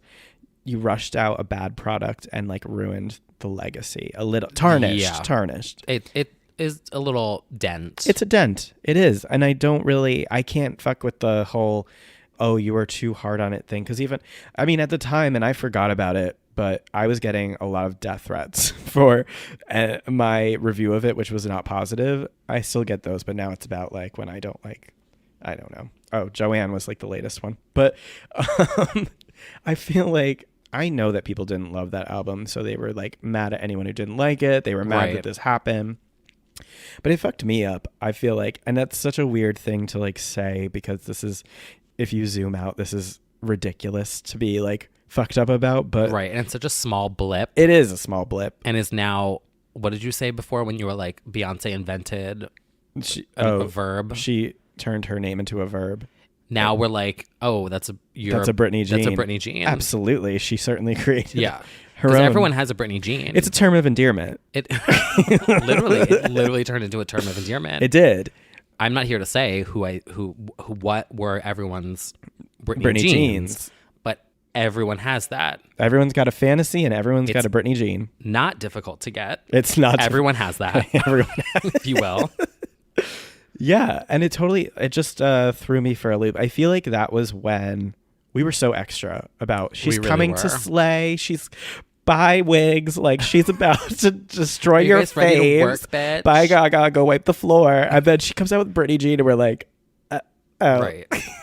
But I will say, in time, the one thing that is like fun about our community is that now I feel like in general, we all can look back and appreciate it for being comical and just like a hiccup. And because, I mean, speaking of ray of light moments, in my opinion, Miss Glory was... Yeah, that's much closer. Like, we want to talk about redemption, comeback, amazing. Definitely. So, like, we can look back now in time. That's the thing, is we couldn't really do this about this episode until there was a redemption album. Right. Because... Which I didn't think was ever going to come. No, same. I thought Vegas, she was retiring after Definitely. the end of it. And she even like hinted at that. Yeah, she was like, I was like, oh, this is what she's going out on. She fully was like, yeah, I might retire after 2 years and, have married, have more kids. Yeah. Yeah. She was fully on that journey. And so this was like the goodbye tour. And the other stands were all like, Nee is going to rot in Vegas. Nee's going to rot in Vegas is like what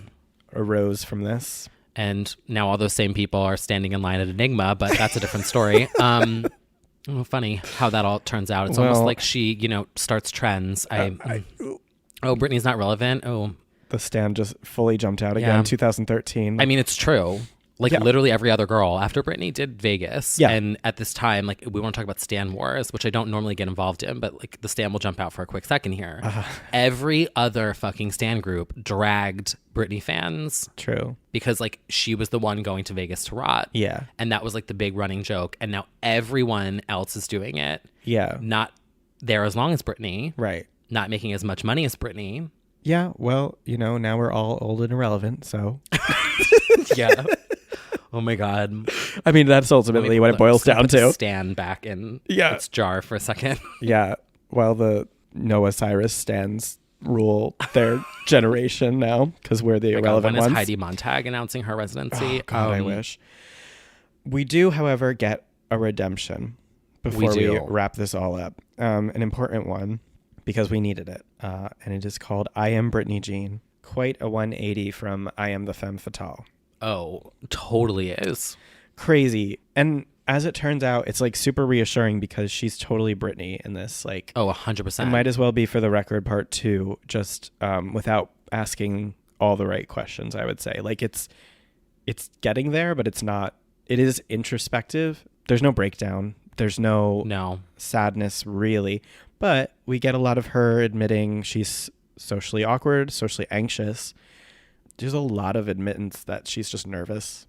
Like, even there was scenes where you saw her like go to sit down in the confessional. Yeah. And she looked excited. She does. And the eyes are lit up. Yeah. She's like, I love sex. She like gets excited about sex. She's like having fun. Watermelon bubblegum. Yeah. There's like cute moments. There's an amazing moment where she looks at the computer. Oh, yeah. Which has been memed.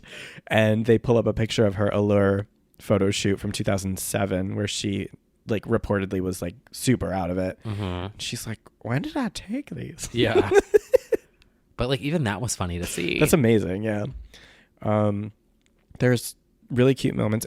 But the overarching point of this is look how much work she's putting into this residency. Yeah. There is almost no talk of Britney Jean in this. No. And the moments that are, it's so forced. So forced. Meanwhile, she's in rehearsals, jumping off the tree, doing all this stuff that we're getting excited about. And we're really excited about Piece of Me because of this special. Also, we didn't mention this, a little Nostradamus-ny, prophet-ny, I don't know. In the first few seconds of this special, you'll notice two names that flash on the credits. Oh, what are those names? It's K-Tile and MuuMuse. Who? Literally us have our own slide in the opening credits of I Am Britney Jean. We do. I get credited for a headline from my irrelevant blog, and you contributed the Christmas? Yeah. So they used my photo of the Britney Jean in my parents' yard. So it was worth it to do it. Yeah, it was. Yeah. We are featured like for a split second. It's like the part where she's doing the photo shoot for the Piece of Me, I think. Yeah. Which all of those were a serve too. And like even seeing her in action in this photo shoot was a serve. Absolutely. Because we had gotten off of this album is going to end her career and her doing interviews being like, yeah, I'm probably going to retire after Vegas. And then it's like, boom, like she's so into this. Yeah. And I think that's the problem with this year is it's overshadowed by quote unquote Britney Jean, the album, which is awful. Right. But if you go search Britney Spears 2013 interview, she's having so much fun in London. Yeah. The I Am Britney Jean special is great. It is great. The music videos are great. She's alive. The eyes are open. She's having fun. The hair is a serve in a lot of these moments. But it's all completely clouded by this awful album. It's true. Whereas like in 11 and 10 and 12, she like was way more like sedated, and over everything. And like completely out of it. Yeah. And then here she's she's alive. coming as alive. Paris Hilton once sang. That's right. Well, Paris got her out of it with her single.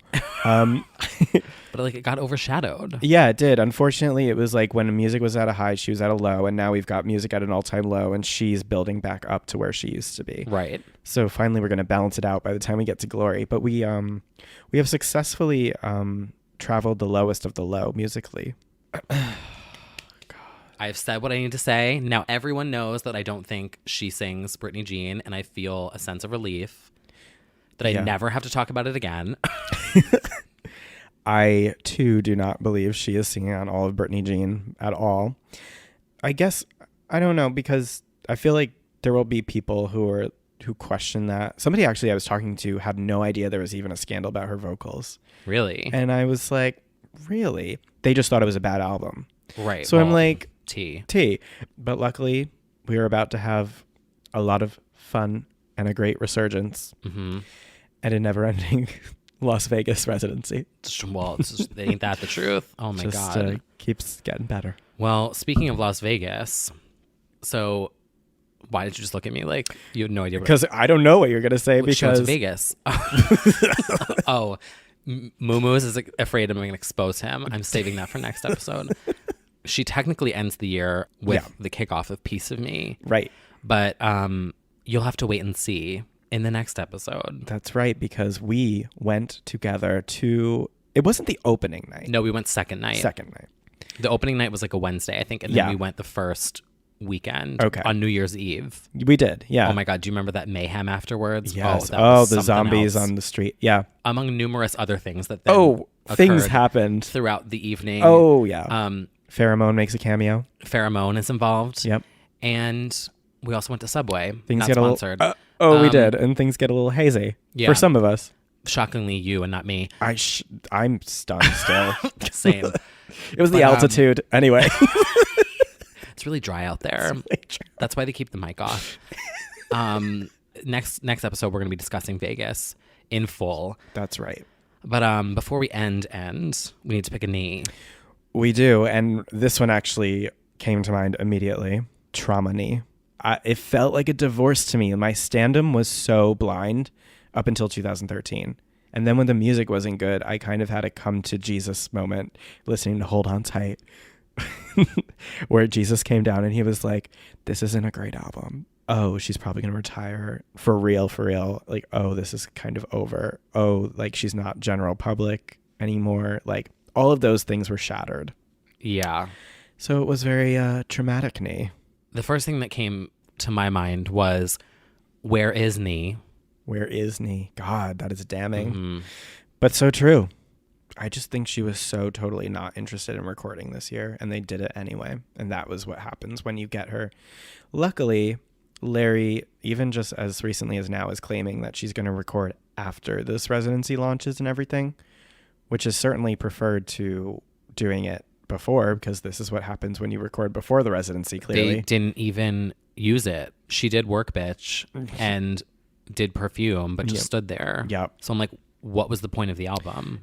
Do a Vegas EP. They can steal our idea from, what was it, like last episode or 2 episodes ago, where we said redo the singles collection? Yeah. Redo the singles collection with 2 new songs. They should have fucking come out with a song that was called Domination. Idiots. With a music video. That should have been the announcement. Just have drop one a song. Drop you a don't video. need to do a whole album. Just give us one song to get people excited. Yeah, just call it Domination. 1 new single. I'm giving away too many free ideas. This is like dollar signs just flying out of my mouth right now. But you know what? That would slay. I just don't think she's in the mood. But I think she's in the same mood she was in, exact same mood as 2013, which is doesn't really feel like recording right now because she's got a big show to do. Right. Yeah. So thank you to all the boys, girls, and somewhat girls who are listening. Oh my God. That taken out of context, so problematic. Oh. I'm going to leave it in because I'm the will.i.am of, or what did you call me? You said I'm the will.i.am of this podcast. So yes, I'm just going to leave it in and I'm going to edit it and manipulate it. See you soon. See you I could pitch that up higher. Okay. Until then, I'm terrified. I'm going to fuck with I'm going to fuck